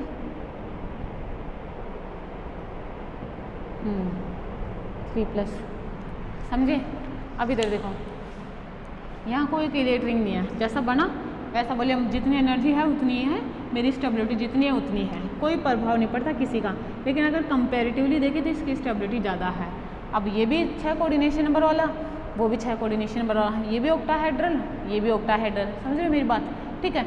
अब यहाँ पे देखो होता क्या है, ये स्टेबल क्यों है वो चीज़ देखते हैं। ये यहाँ पर है, ठीक है, ये EN है ना, और ये नाइट्रोजन है ना यहाँ पे, और ये नाइट्रोजन, ये ऐसे बॉन्ड बन रहे हैं। और भी बॉन्ड है ना इसके, वो आप ध्यान में रखोगे। अपन इसकी एक की बात कर लेते हैं क्या होता है। मुझे एक बात बताओ, ये जो दोनों कोऑर्डिनेशन बॉन्ड है ये एक ही मॉलिक्यूल से बन रहे हैं, ठीक है। यहाँ पर अगर मैं इसको देखना, जैसे ये H2, ये H2, ठीक है, और भी है, ध्यान रखना है इसका भी। अगर मैं इस बॉन्ड को तोड़ दूँ, ये ब्रेक हो गया, बताओ मेटल जो है वो H2 से अलग हो गया, ये इससे एकदम अलग, कोई अभी इनमें इंटरकनेक्शन नहीं है, कोई कनेक्शन नहीं है, कोई बॉन्ड नहीं है, एकदम से अलग हो गया, ठीक है। और तोड़ूँ और अलग हो गया, और तोड़ूँ और अलग हो गया। मतलब तोड़ने के लिए सिर्फ बोले तो मेटल और लिगेंड को अलग करने के लिए सिर्फ क्या है, एक बॉन्ड को तोड़ना पड़ रहा है। यहाँ पे देखना ज़रा, इस बॉन्ड को तोड़ा, बताओ NH2 फ्री हो गया क्या। बोले अब इस लिगेंड को रिमूव करूँ तो इसको भी तो तोड़ना पड़ेगा ना, इसको तोड़ा, जितना तोड़ने के लिए एनर्जी दी उतने में तो ले, ये दूसरा बॉन्ड बन गया इधर। अब इसको तोड़ने के लिए कोशिश करी, ये बन गया, इसको तोड़ने के लिए कोशिश करी, ये बन गया। बात समझ में आ रही। और हम कहें कि दोनों इतनी एनर्जी दो ना कि दोनों को ही बॉन्ड एक साथ टूट जाए, बिल्कुल ऐसा हो सकता है, लेकिन कभी भी पता है सिस्टम को इतनी एनर्जी नहीं दी जाती है कि सिस्टम ही वंस अपॉन ए टाइम हो जाए। समझ रहे हो मेरी बात है? ऐसा नहीं होता है कि मॉलिक्यूल कंपाउंड ही गायब हो जाए, इतनी एनर्जी अपन सिस्टम को दे दे, ऐसा पॉसिबल नहीं है। मतलब जो इन बॉन्डों को तोड़ने के लिए एनर्जी की आवश्यकता होती है वो नॉर्मल कंडीशन पर इनको नहीं दी जाती है। इस कारण क्या होते हैं, ये मोर स्टेबल होते हैं और वो क्या होते हैं, लेस स्टेबल होते हैं। अब कीलेट जो कंपाउंड होते हैं इनका, जैसे मैंने ADTA का ये आप लोगों को कॉम्प्लेक्स बताया, वेरी वेरी इंपॉर्टेंट, ठीक है। और फर्स्ट ईयर में आप इसके बारे में पढ़े भी हो ना, ये किस तरीके का कॉम्प्लेक्स होता है, वही चीज़ है यहाँ पे वाली है, ठीक है। इंटरकनेक्ट होते हैं, आप लोगों को ये बातें ध्यान में रखनी चाहिए। अभी देखो क्या होता है, आप लोगों ने पढ़ा होगा, देखो यहाँ पे क्या होता है, या तो Ca2+ होएगा। इसका यूज़ कहाँ करते हैं, इसकी इस स्टेबिलिटी के कारण या चीलेट प्रभाव के कारण क्या होता है, जो ADTA का क्या है यूज़ है वो बहुत ज़्यादा ब्रॉड है, बहुत ज़्यादा फैला हुआ है और बहुत आसानी से अवेलेबल भी हो जाता है। इसलिए क्या करते हैं, इसका उपयोग करते हैं। जैसे सबसे ज़्यादा इसका उपयोग क्या होता है, आप लोग जानते हो कि वाटर है ना 2 प्रकार का होता है, ठीक है। वो हार्ड वाटर होता है और सॉफ्ट वाटर होता है, ठीक है। जो हार्ड वाटर होता है उसकी हार्डनेस को दूर करने के लिए अपन क्या करते हैं, ADTA का उपयोग करते हैं। हार्ड वाटर जनरली क्या होता है, कैल्शियम और मैग्नीशियम के क्लोराइड और इनके सल्फेट के उसमें सॉल्ट मिले हुए होते हैं, जिसके कारण वो यूज़ करने के योग्य नहीं होता है। इसलिए क्या करते हैं, ADTA का यूज़ करते हैं उसको प्योरीफाई करने के लिए। और क्यों करते हैं, क्योंकि ADTA एक हेक्साडेंटल लिगेंड होता है और वो क्या करता है कि जो हार्ड वाटर में Ca2+ और Mg2+ जैसे आयन होते हैं, उन आयनों के साथ ही आसानी से रिएक्शन कर लेता है और एक बड़ा सा कॉम्प्लेक्स बना लेता है, जिसे आसानी से सेपरेट किया जा सकता है और वाटर को प्योरीफाई किया जा सकता है। अब मुझे एक बात बताओ, अगर यहाँ पे ये दोनों आयन होंगे तो इस पर जो चार्ज है वो -2 होएगा ना, +2 से -4 चार्ज था पूरे पे, तो -2 और +2 कैंसिल आउट हो गया। ओवरऑल चार्ज कितना बच गया है, इस पर -2 चार्ज बच गया है। तो वो वाली चीज़ है, आप लोग इस बात का ध्यान रखोगे। जैसे पूछ लेता आप लोगों से, right the short note on the following, निम्न पर टिप्पणी लिखिए, तो वही है जैसे कीलेट प्रभाव दे दिया, 3 नंबर का पूछ लिया, तो आप लोगों को इसकी परिभाषा लिखनी है और साथ के साथ इसका एग्जाम्पल भी लिखना है, ठीक है। और देखो कीलेट प्रभाव का जो एक और वेल नोन एग्जाम्पल है आप लोगों के, जैसे क्लोरोफिल, आप लोग सब जानते हो ना, पेड़ पौधों की पत्तियाँ हरे रंग की होती हैं। और क्यों होती है, क्योंकि उनमें क्लोरोफिल नामक पिगमेंट पाया जाता है, वर्णक पाया जाता है, जिसके कारण प्रकाश संश्लेषण होता है, एक्सेट्रा एक्सेट्रा। वो आप लोगों के बाद की बात है, आप लोगों को पता होगी वो चीज़ है, ठीक है। तो उसमें क्या होता है, क्लोरोफिल पाया जाता है और क्लोरोफिल भी क्या है, एक कीलेट कॉम्प्लेक्स है, वो भी है, ठीक है। वो भी स्टेबल होता है, पेड़ पौधों में पाया जाता है। दूसरा क्या होता है, हमारी बॉडी के अंदर क्या होता है, ब्लड होता है, ब्लड में हीमोग्लोबिन होता है, ठीक है। और हीमोग्लोबिन भी क्या है, एक कीलेट कॉम्प्लेक्स है और उसका भी आप लोगों को ध्यान में रखना, वो भी मोस्टली स्टेबल होता है। और स्टेबल इसीलिए होता है क्योंकि वो कीलेट कॉम्प्लेक्स का निर्माण करता है, ठीक है।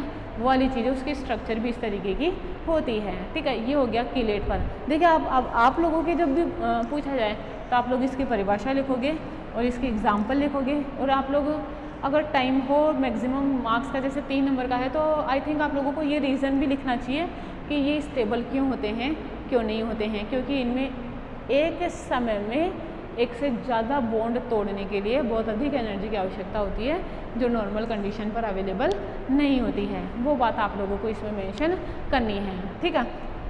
देखो 2 टॉपिक हो गए अपने यहाँ पे, एक तो नॉर्मल इंट्रोडक्शन था, वो आप लोगों को मैंने बताया।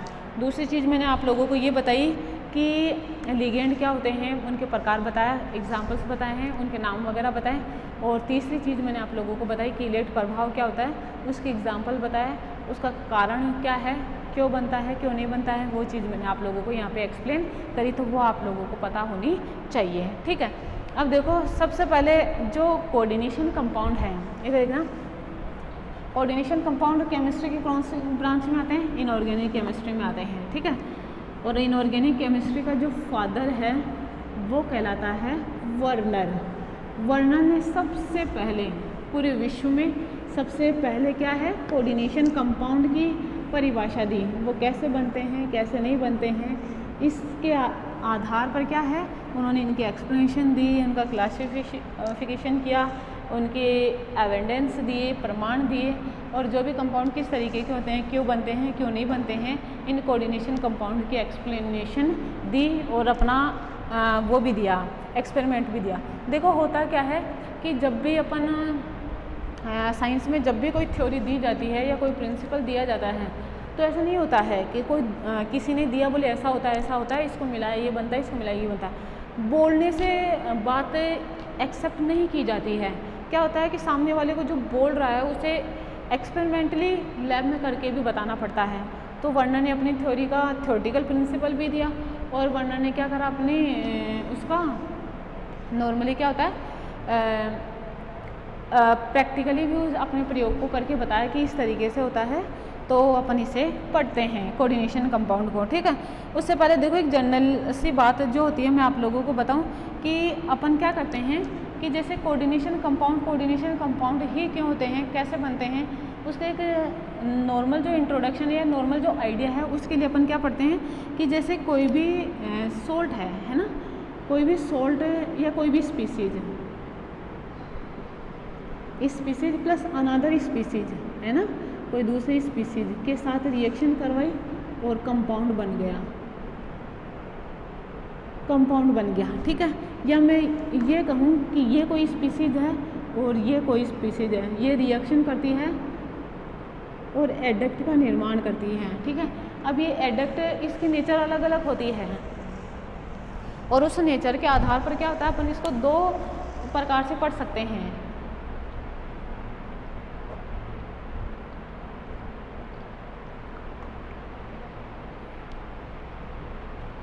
देखो इधर ऐसा हो सकता है ना, ये एडक्ट इसकी नेचर के आधार पर ये दो प्रकार का होता है।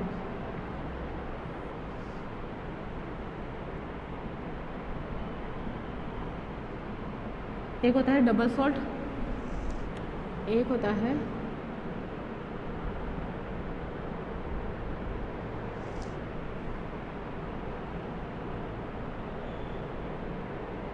या सॉल्ट। ठीक है, कुछ भी सॉल्ट बोल सकते हो, कॉम्प्लेक्स बोल सकते हो।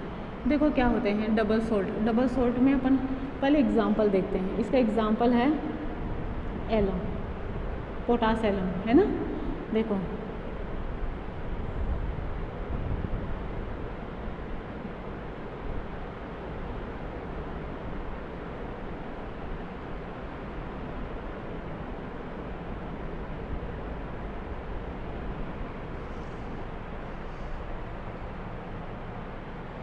(24H2), ये इसका फॉर्मूला होता है पोटास एलम का।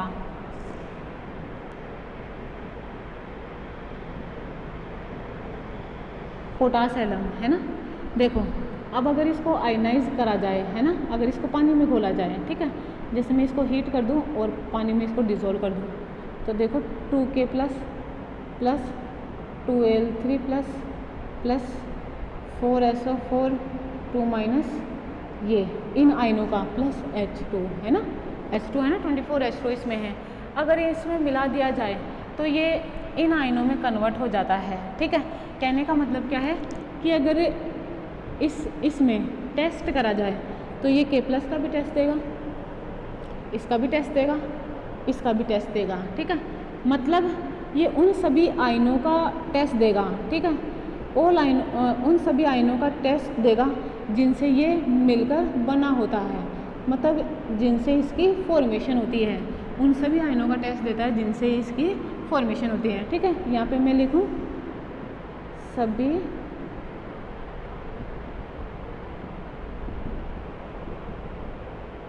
टेस्ट देता है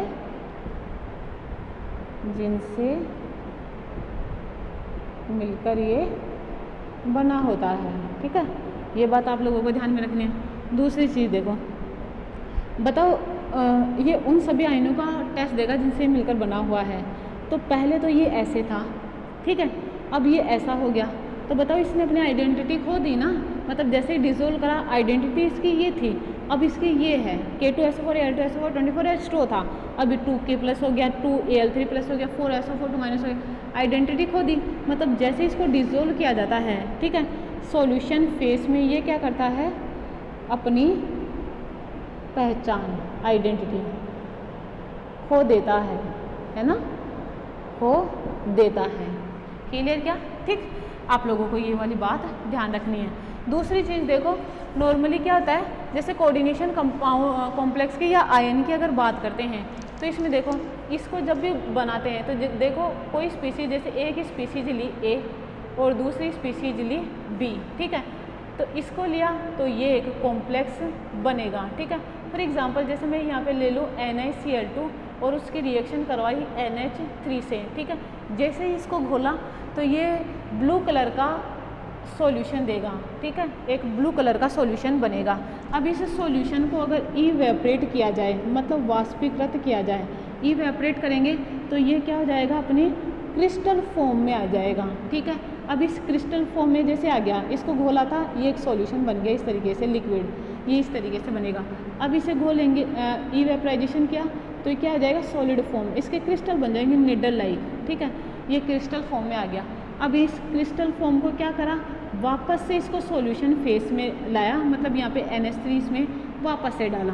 जैसे इसमें NH3 डाला तो ये वापस से सॉल्यूशन फेस में आ जाएगा। ठीक है, अब बताओ ये जो सॉल्यूशन बना है यहाँ पे, इवेपरेट कर लो, कंपाउंड। ठीक है, कंपाउंड बनेगा सॉलिड, नेचर होएगी इसकी। ठीक है, अब देखो क्या होता है, ये जो कंपाउंड है बताओ ये इनसे ही तो मिलकर बना हुआ है, मतलब इसको क्या करना चाहिए था, Na2+ आयनों का टेस्ट देना चाहिए था, Cl- आयनों का टेस्ट देना चाहिए था, और ये NH3 का टेस्ट देना चाहिए था। जो भी है इन तीनों आयनों का इसको टेस्ट देना चाहिए था, लेकिन ऐसा नहीं होता है। ठीक है, क्यों नहीं होता है, क्योंकि जब ये कंपाउंड बनता है यहाँ पे तो ये इस तरीके का कंपाउंड बनता है, NH3, जैसे मैं यहाँ पे 6 बना दूँ, ये 2+, ठीक है, इस तरीके का बनता है। और यहाँ पे ये 2+ लिखूँ या Cl2 लिखूँ, एक ही बात होती है। ठीक है, अब ये क्या होता है, जब भी इसे, अब अपन क्या करेंगे, इसका टेस्ट करने के लिए इसको सॉल्यूशन फेस में लाएंगे, और जैसे इसको सॉल्यूशन फेस में लाए, देखो इसको साफ करूँ मैं, इधर करती हूँ, जैसे इसको सॉल्यूशन फेस में लाए तो मैंने कहा सॉल्यूशन फेस में ये इन आयनों में कन्वर्ट होना चाहिए था, जैसे डबल सॉल्ट कन्वर्ट होता है, लेकिन होता क्या है कि ये इन आयनों में कन्वर्ट नहीं होता है। और क्या करेगा ये, जनरली देखो जैसे इसको डिसोल्व करा तो ये 2 आयन बनाता है, CH3 6Cl2, आयनाइज करा, NH3 6 2+ 2Cl-, मतलब इस सॉल्यूशन में केवल 2 ही आयन देगा, एक पॉजिटिव आयन होएगा और एक नेगेटिव आयन होएगा। ठीक है, जो नेगेटिव आयन होएगा वो Cl होएगा, और जो पॉजिटिव आयन होएगा ये कॉम्प्लेक्स होएगा, और इसी कॉम्प्लेक्स को अपन क्या बोलते हैं, कोऑर्डिनेशन कॉम्प्लेक्स बोलते हैं या कोऑर्डिनेशन आयन बोलते हैं। मतलब परिभाषा अगर बोले तो इनकी क्या हो जाएगी, ये उन आयनों का टेस्ट नहीं देता है जिनसे मिलकर ये बना होता है, पहला पॉइंट। दूसरा पॉइंट, जब भी ये डिसॉल्व होता है तो ये केवल 1-2 ही प्रकार के आयन देते हैं, एक पॉजिटिव और एक नेगेटिव, वो 2 से ज़्यादा प्रकार के आयन भी दे सकता है। ठीक है, तीसरा पॉइंट बोले तो ये सॉल्यूशन फेस में अपनी आइडेंटिटी नहीं खोते हैं। बताओ, पहले भी ये ऐसे ही था और अभी भी ऐसा ही है। जब भी मैंने इनको इंट्रोडक्शन बताया था, आप लोगों को बताया था ना, ये आयनिक स्पीसीज है और ये कोऑर्डिनेशन स्पीसीज है, वैसा ही रहता है। आयन था, अलग हो गया, ये इस तरीके से रह गया, अपनी आइडेंटिटी नहीं खोता है। तो ये क्या कहलाता है, कॉम्प्लेक्स सॉल्ट कहलाता है या कॉम्प्लेक्स कहलाता है। अब आप लोगों के जैसे इस पे क्वेश्चन जो आता है वो आप लोगों से सीधा पूछा जाता है कि डबल सॉल्ट क्या होता है, कोऑर्डिनेशन सॉल्ट क्या होता है, ये दोनों एक दूसरे से किस प्रकार से भिन्न हैं, किस प्रकार से अलग है, वो आप लोगों को एक्सप्लेन कीजिए with taking suitable examples.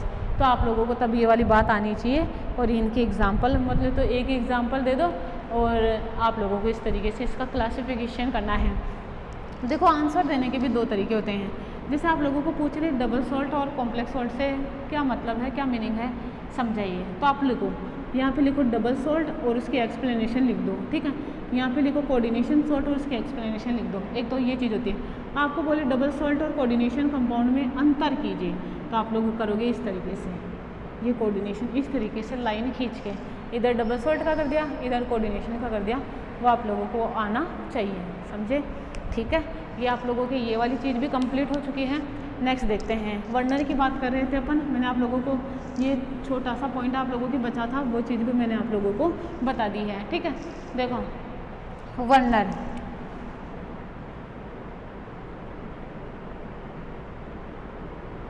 Werner theory, Werner ने क्या दी कोऑर्डिनेशन कंपाउंड के लिए, अपनी वर्नर थ्योरी दी, और ये दी थी इन्होंने 1893 में। और आप लोगों को पता है 1913 में इनको नोबेल प्राइज़ मिला था इसके लिए, वर्नर थ्योरी के लिए इनको नोबेल प्राइज़ मिला था। वो कब मिला था? 1913 को। और थ्योरी कब दी थी इन्होंने? 1893 को। ठीक है, और दूसरी चीज़ और ध्यान रखोगे आप लोग, जो इलेक्ट्रॉन की डिस्कवरी हुई थी ना, वो हुई थी 1896 को। मतलब मैं आप लोगों को क्यों बता रही हूँ ये चीज़, क्योंकि वर्नर ऐसे फर्स्ट पर्सन थे जिनको इनऑर्गेनिक केमिस्ट्री में फर्स्ट टाइम, बोल तो पहली बार, फर्स्ट टाइम नोबेल प्राइज़ मिला। किसके लिए? वर्नर थ्योरी के लिए।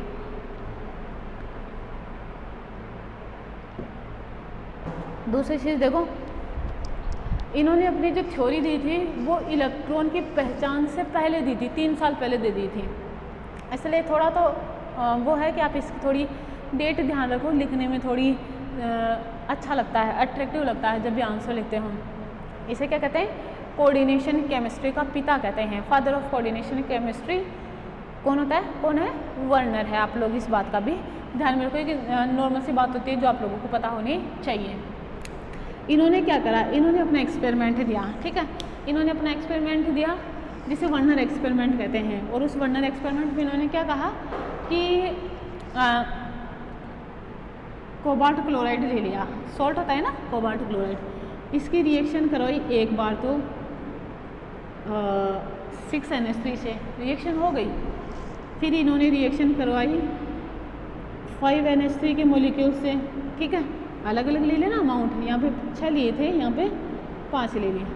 फिर इन्होंने लिए 4, फिर इन्होंने लिए 3 NH3, है ना। इस तरीके से इन्होंने इस तरीके से 4 बार 4 स्टेप में ये रिएक्शन करवाई सेम सॉल्ट के साथ, लेकिन अमाउंट अलग अलग ले ली। यहाँ पे जब रिएक्शन हुई तो बना CONH3 6Cl3। यहाँ पे जो रिएक्शन हुई तो बना CONH3 5Cl2। ठीक है, यहाँ पे जो रिएक्शन हुई तो बना CONH3 4Cl2Cl। यहाँ पे रिएक्शन हुई तो बना 3Cl3। ठीक है, ये चीज़ ये इन्होंने दी, समझे मेरी बात। ये अलग अलग प्रकार का कंपाउंड बना। यहाँ पे देखो अलग अलग प्रकार के हैं, यहाँ पे 1 सेल अंदर आ गया, 2 आ गया, यहाँ पे 3 आ गया है। ठीक है, और इन्होंने क्या कहा कि कोई भी कंपाउंड क्या करता है? 2 प्रकार की वैलेंसी शो करता है। ये जो कंपाउंड बनाते हैं 2 प्रकार की वैलेंसी शो करता है, प्राइमरी वैलेंसी होती है और एक सेकेंडरी वैलेंसी होती है। ठीक है, इधर देखो प्राइमरी वैलेंसी और दूसरी सेकेंडरी वैलेंसी होती है। ठीक है, इधर समझना, देखो हर के लिए पढ़ेंगे इसमें कंपाउंड के लिए। इधर देखो ये क्या होती है? ये मेटल की ऑक्सीडेशन स्टेट को रिप्रेजेंट करती है। ऑक्सीडेशन स्टेट क्या होती है अभी आगे पढ़ेंगे। ये क्या करती है? मेटल की कोऑर्डिनेशन नंबर को रिप्रेजेंट करती है। ठीक है, ये स्क्वायर ब्रैकेट के बाहर होती है और ये क्या होती है? स्क्वायर ब्रैकेट के अंदर होती है। अंदर लिखते हैं इसको, स्क्वायर ब्रैकेट के अंदर लिखते हैं। ये एक आयनिक स्पीसीज होती है ना, आयनिक स्पीसीज होती है। और ये क्या होती है? कोऑर्डिनेशन स्पीसीज होती है। आप इस बात का ध्यान रखोगे। नेक्स्ट देखो, ये जनरली क्या होते हैं? नेगेटिव स्पीसीज ही हो सकती है, और ये नेगेटिव भी हो सकती है, पॉजिटिव भी हो सकती है और ये न्यूट्रल भी हो सकती है, तीनों हो सकती हैं। ठीक है, और इधर देखो दूसरी चीज़ क्या होती है? ये ऑक्सीडेशन स्टेट को रिप्रेजेंट करता है, वो कोऑर्डिनेशन स्फीयर को रिप्रेजेंट करता है। नेक्स्ट चीज़ क्या होती है? ये क्या करता है? इसकी ज्योमेट्री को रिप्रेजेंट करता है।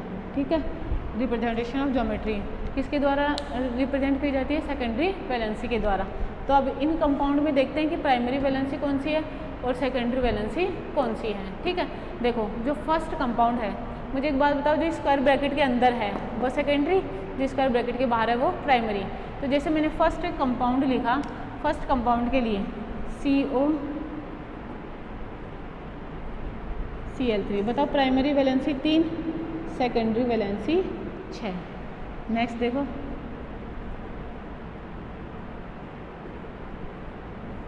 Primary valency 2, secondary valency 6।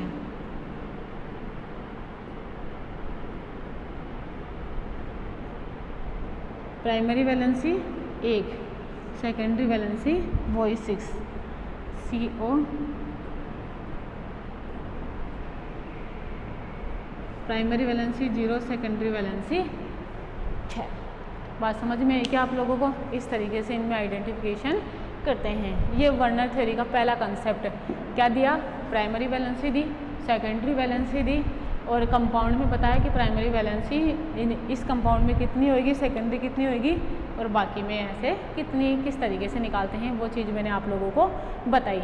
ठीक है, इतना समझ में आया? आगे देखते हैं इसका। देखो इन्होंने कह दिया, लोगों ने मान लिया, बोले ठीक है, इन्होंने कहा प्राइमरी वैलेंसी होती है, लोगों ने कहा ठीक है, बोले सेकेंडरी वैलेंसी होती है, इस तरीके से निकालते हैं, बोले ठीक है। ठीक है, अब देखो इन्होंने अब आगे लोगों ने कहा जो आप लोग कह रहे हो उस बात को हम मानने के लिए तैयार हैं, लेकिन उसके लिए आपको प्रमाण देना पड़ेगा कि ये किस तरीके से सही है। ठीक है, क्योंकि मैंने कहा ना अभी आप लोगों को जो थ्योरेटिकल प्रिंसिपल होता है उसके साथ साथ प्रैक्टिकली भी उसका प्रमाण देना पड़ता है कि किस तरीके से वो शो कर रहा है, किस तरीके से वो काम कर रहा है। ठीक है, देखो इधर नॉर्मली अब इसका प्रैक्टिकली या एक्सपेरिमेंटल जो एविडेंस थे वो देखो।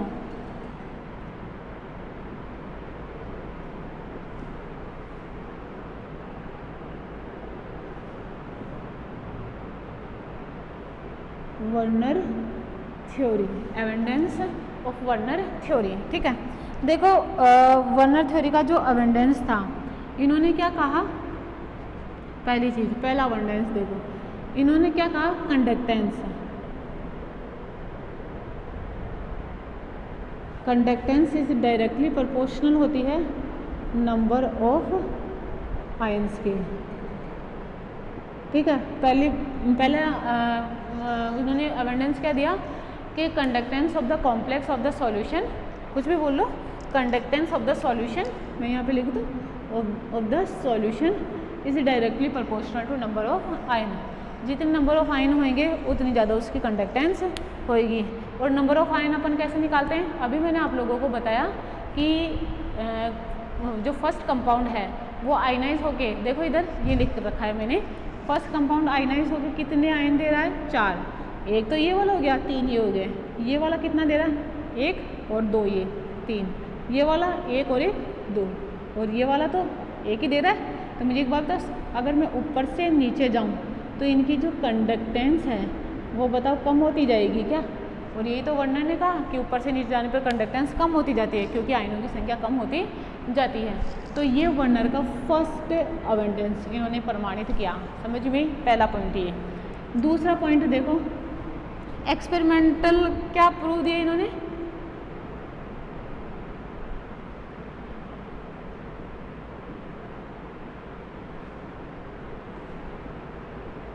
एविडेंस देखो ये क्या था, इधर देखो इन्होंने क्या करा कि जो फर्स्ट कंपाउंड था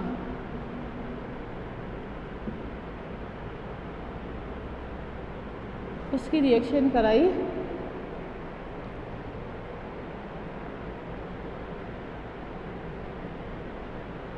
AgNO3 से। ठीक है, मॉलिक्यूल कितने लिए इन्होंने कहा? N मॉलिक्यूल डाल दिए मैंने। दूसरा देखो, दूसरा कंपाउंड था 5ClCl2 प्लस NaGNO3, है ना, डाल दिया इसने, तो जितने से रिएक्शन करेगा कर लेगा।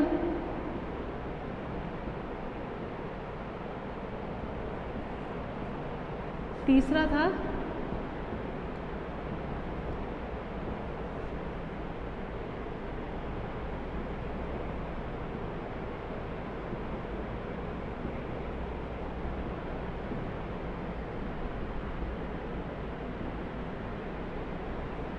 अब देखो इनके कहा कि अगर इस कंपाउंड के साथ इसकी रिएक्शन करवाई जाए तो ये क्या करता है, यहाँ पे तो कंपाउंड बनेगा ही, और जो वो प्रेसिपिटेट बनता है, ठीक है, वो क्या होता है 3 मोल ऑफ AgCl।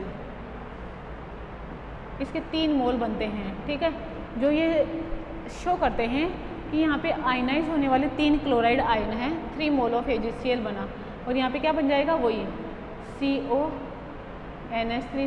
और यहाँ पे ये NO3 हो जाएगा ना, 3 क्लोरीन की जगह आएगा। तो ये इस तरीके से यहाँ पे देखो इससे रिएक्शन करा तो इस कंपाउंड ने इसके 2 मोल एब्जॉर्ब करे और बना 2 मोल ऑफ AgCl का प्रेसिपिटेट, है ना। प्रेसिपिटेट को हिंदी में क्या कहते हैं, अवक्षेप कहते हैं। ये यहाँ पे इसका कंपाउंड बना, इसकी रिएक्शन करवाई तो यहाँ पे ये रिएक्शन करा, ये रिएक्शन नहीं करा। देखो यहाँ पे सिर्फ ये वाला आयनाइज होने वाला ये है, ये नहीं है, ये कोऑर्डिनेशन बॉन्ड बना रहा है, इसलिए ये नहीं टूटेगा, ये टूटेगा, इसमें ये टूटेगा, यहाँ पे तो टूटने वाला कुछ है ही नहीं।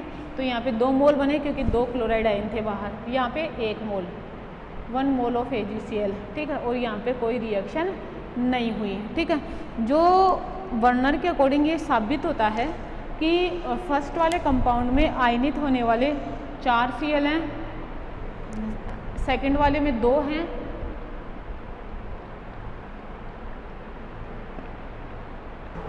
और थर्ड में 1 है, और फोर्थ में कुछ भी नहीं है, तीनों Cl अंदर लिखे जाते हैं, ठीक है। अब इन्होंने क्या कहा कि जो प्राइमरी वैलेंसी होती है वो केवल नेगेटिव आयन ही शो करते हैं, ठीक है। देखो इधर उन्होंने अगर डायग्राम से इनको बनाए तो प्राइमरी वैलेंसी और सेकेंडरी वैलेंसी को या इन क्लोराइडों को कैसे रिप्रेजेंट कर सकते हैं, पहले में देखना CONH से,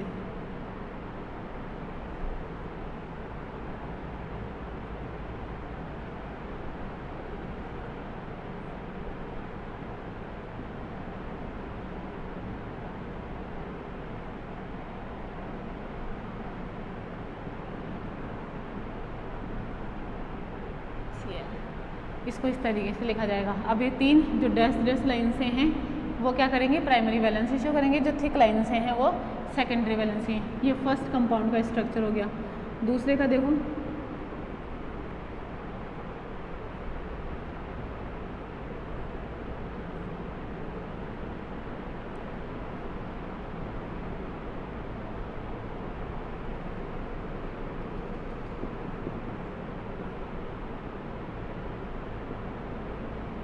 एक 2 3 4 5 हो गया ना। एक Cl कितने हैं, 1 है ना। अब देखो ये Cl और ये Cl, अब ये दोनों Cl ही ऐसे हैं जो प्राइमरी वैलेंसी शो करें, ये सेकेंडरी शो करा था इसलिए ये नहीं टूटेगा, ठीक है। ये सेकंड कंपाउंड हो गया। थर्ड देखो,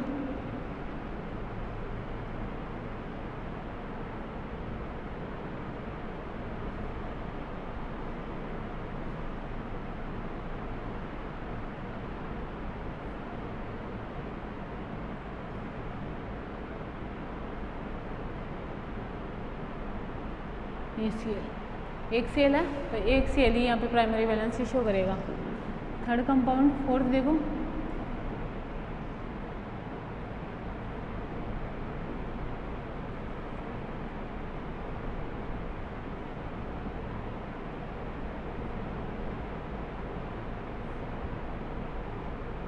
ठीक है।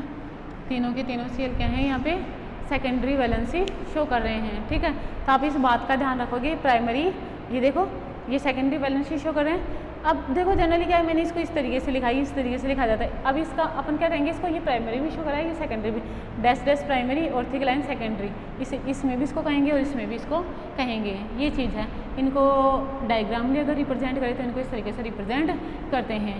ये आप लोगों की वर्नर थ्योरी जो कंप्लीट हो चुकी है, मैंने आप लोगों को इसकी डेफिनेशन बताई, आप लोगों को मैंने इसका अवेंडेंस बताया, प्रैक्टिकली इसे कैसे प्रूव करा था वर्नर ने वो चीज़ बताई।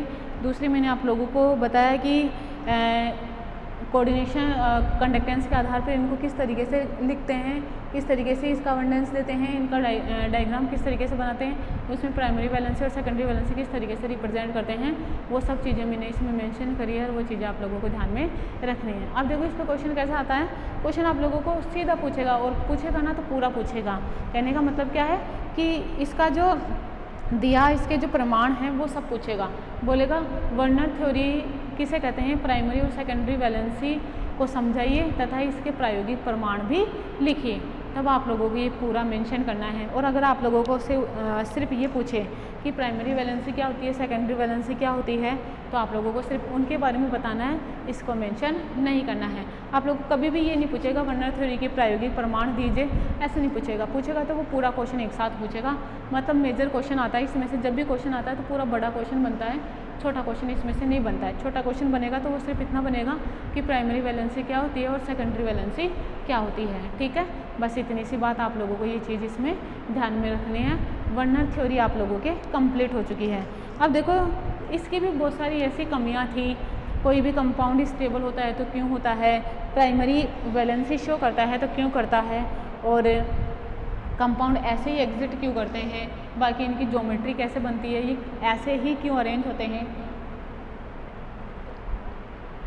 ये सब बातें थी जिनकी एक्सप्लेनेशन क्या है वर्नर नहीं दे पाया, इसलिए वर्नर थ्योरी को इससे आगे नहीं पढ़ा जाता है। इसके बाद में इनकी कुछ कमियों को दूर करने के लिए सिज्विक नामक वैज्ञानिक आए और सिज्विक ने अपना थ्योरी दी या अपना नियम दिया, जिसके आधार पर उन्होंने कोऑर्डिनेशन कंपाउंड की स्टेबिलिटी बताई कि इस कारण कोई भी कंपाउंड स्टेबल होता है, इस कारण बनते हैं। क्योंकि जब भी वर्नर थ्योरी आई थी मैंने आप लोगों को बताया, उसके बाद में 3 इलेक्ट्रॉन का कंसेप्ट आया था। उससे पहले इलेक्ट्रॉन के बारे में कोई भी जानकारी नहीं थी कि किस तरीके से इलेक्ट्रॉन वर्क करता है, कंपाउंड बनते हैं। फिर अपन ने पढ़ा ये चीज़ अभी कि कोऑर्डिनेशन बॉन्ड बनने के लिए 2 इलेक्ट्रॉन एक ही स्पीशीज से दूसरे स्पीशीज की तरफ जाते हैं। तो इलेक्ट्रॉन का तो कोई कॉन्सेप्ट ही नहीं था जब वर्नर थ्योरी आई थी। समझ रहे हो मेरी बात है? ठीक है, नेक्स्ट देखो सिज्विक।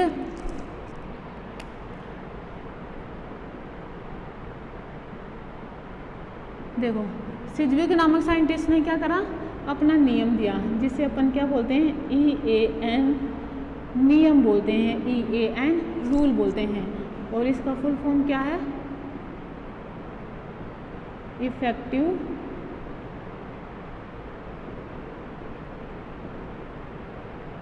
Number rule.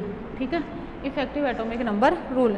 अब देखो इफेक्टिव एटॉमिक नंबर रूल क्या होता है, कैसे वर्क करता है, कैसे वर्क नहीं करता, वो चीज़ यहाँ पे पढ़ते हैं। देखो सिज्विक ने क्या कहा कि कोई भी कंपाउंड है, ठीक है, कोई भी कोऑर्डिनेशन कंपाउंड बनेगा तो वो कोऑर्डिनेशन कंपाउंड तब ही बन सकता है जब कोई भी मॉलिक्यूल लिगेंड के साथ जुड़े और जुड़कर अपने आउटर मोस्ट सेल में इफेक्टिव एटॉमिक नंबर ले लें। और इफेक्टिव एटॉमिक नंबर क्या होती है, उसके नियरेस्ट जो भी इनर्ट गैस का एलिमेंट होता है उसका जो एटॉमिक नंबर होता है वो क्या कहलाती है, उसके लिए इफेक्टिव एटॉमिक नंबर कहलाती है। ठीक है, जैसे इनर्ट गैस एलिमेंट कौन से होते हैं, आप लोगों ने ये फर्स्ट ईयर में पढ़ा है। ठीक है, जो लास्ट में पीरियोडिक टेबल में 18 ग्रुप एलिमेंट होते हैं वो इनर्ट गैस एलिमेंट कहलाते हैं। और वो ही स्टेबल के होते हैं क्योंकि उनमें ना तो इलेक्ट्रॉन को अपन जोड़ सकते हैं ना ही इलेक्ट्रॉन को बाहर निकाल सकते हैं। और उनमें ये इलेक्ट्रॉन कौन कौन से होते हैं, जैसे 2 होता है, 8 होता है ना, 2 होता है, 10 होता है, 18 होता है, 36 होता है, 54 होता है, 86 होता है ना। ये चीज़ें आप लोगों को ध्यान में रखनी है। बिल्कुल आप लोगों को ये बात पता होनी चाहिए कि इनर्ट गैसेज के कौन से एलिमेंट हैं और उनका एटॉमिक नंबर क्या है जिससे कि वो स्टेबल रहते हैं। ठीक है, पहली बात तो ये। दूसरी चीज़ क्या होती है, सिज्विक ने अपना एक गाइडलाइन, अपना एक स्टेटमेंट ये दे दिया उन्होंने कि कंपाउंड तभी स्टेबल होगा जब वो क्या करेगा, अपने आउटर मोस्ट सेल में उस इनर्ट गैसेज के इलेक्ट्रॉन लेगा। और जिन कंपाउंड के आउटर मोस्ट सेल में ये इलेक्ट्रॉन नहीं होंगे वो क्या होंगे, जनरली लेस स्टेबल होंगे, या मैं कहूँ तो उनके बनने की जो पॉसिबिलिटी है वो बहुत कम हो जाएगी। मतलब लिगेंड के कितने लिगेंडों के साथ कोई मेटल जुड़ती है, जैसे 4 के साथ जुड़ती है, 5 के साथ जुड़ती है, 6 के साथ जुड़ती है, तो वो तभी जुड़ सकती है जब उसके आउटर मोस्ट सेल में क्या आ जाए, इनर्ट गैस के एलिमेंट के बराबर इलेक्ट्रॉन आ जाए, या बोलो उसका atomic number effective atomic number के बराबर हो जाए तो वो स्टेबल होगा। अब इसको कैसे कैलकुलेट करते हैं, कैसे क्या है वो चीज़ देखिए आप लोग। देखो इधर जैसे मैंने लिखा कोई कॉम्प्लेक्स K4 FeCN6, ठीक है। अब देखो इसको आयनाइज करूँ तो लिखूँ 4K प्लस FeCN6 4 माइनस। समझ में आप लोगों को बात। अब देखो इस पर तो इसका ऑक्सीडेशन स्टेट क्या हो जाएगा, यहाँ पे आयरन का सेकंड हो जाएगा। CN4 माइनस का 1 चार्ज है, 6 हैं और ये बाहर 4 हैं, ठीक है। आप लोगों की ये वाली बात ध्यान में रखनी है। अब मैं कहूँ ये स्टेबल है अकॉर्डिंग टू सिज्विक रूल। कैसे स्टेबल है, कैसे करेंगे इसको? दूसरी चीज़ देखो, एग्जाम्पल पहला ये लिखा, दूसरा देखो मैंने लिखा NiCO4, ये यहाँ पे 0 कुछ भी नहीं है तो 0 है, यहाँ पे 0 मानते हैं। ये भी मोस्ट स्टेबल है अकॉर्डिंग टू सिज्विक रूल। कैसे हैं वो अभी पढ़ेंगे। देखो बताती हूँ अभी। CO5 सॉरी, ये FeCO5 स्टेबल है, सिज्विक ने कहा। अब कैसे स्टेबल है कैसे नहीं है, वो क्या है कि इनका इफेक्टिव एटॉमिक नंबर EAN, अगर अक्रिय गैस का कोई एटॉमिक नंबर आ जाए तो स्टेबल है और अगर नहीं आए तो स्टेबल नहीं है। ये वाली बात ध्यान में रखनी है। और ये क्या होती है, कैलकुलेट कैसे करते हैं इसको? Total number of electrons in metal valence shell, ठीक है, plus total number of electrons which are donate by the ligands, है ना। ये इसका सूत्र होता है, फॉर्मूला होता है जिसे आप इसको कैलकुलेट करोगे, ठीक है। देखो अब जैसे फर्स्ट एग्जांपल है उसको देखते हैं। बताओ आयरन 26 होता है एटॉमिक नंबर इसका। अब आयरन की ऑक्सीडेशन स्टेट कितनी है? 2 ऑक्सीडेशन स्टेट है। तो बताओ 26 में से 2 इलेक्ट्रॉन गए, प्लस बना ना, Fe2 प्लस है, तो कितने हो जाएंगे? 24 इलेक्ट्रॉन। ये 24 इलेक्ट्रॉन किसके हुए? आयरन के हुए। अब लिगेंड कौन सा? CN। बताओ एक लिगेंड कितने इलेक्ट्रॉन देता है? 2। 6 कितने देंगे? 12। तो मैं लिखूँ 2 × 6, तो लिखूँ 24 इलेक्ट्रॉन मेटल के, 12 इलेक्ट्रॉन लिगेंड के, बराबर 36। बताओ क्रिप्टॉन का होता है ना, इसलिए ये स्टेबल है। इसको देखते हैं, ये वाला एग्जांपल। इधर देखो इसका EN कैलकुलेट करते हैं। मुझे बताओ निकल की ऑक्सीडेशन स्टेट यहाँ पे 0, एटॉमिक नंबर 28। बताओ 28 के 28 इलेक्ट्रॉन यहाँ पे रह गए, ठीक है। बताओ लिगेंड क्या है इसके पास? CO। कितने हैं? 4। देंगे कितने इलेक्ट्रॉन? 8। तो 28 इलेक्ट्रॉन प्लस 8 इलेक्ट्रॉन, बताओ 36 हो गया क्या? इसका इफेक्टिव एटॉमिक नंबर, इसलिए ये स्टेबल है। इसको देखते हैं FeCO5, है ना। बताओ आयरन वही 26, 0 ऑक्सीडेशन स्टेट 26। बताओ इलेक्ट्रॉन अभी भी इसमें कितने? 26 इलेक्ट्रॉन। बताओ देने वाला कौन है? CO। कितने हैं? 5। बताओ कितने देंगे?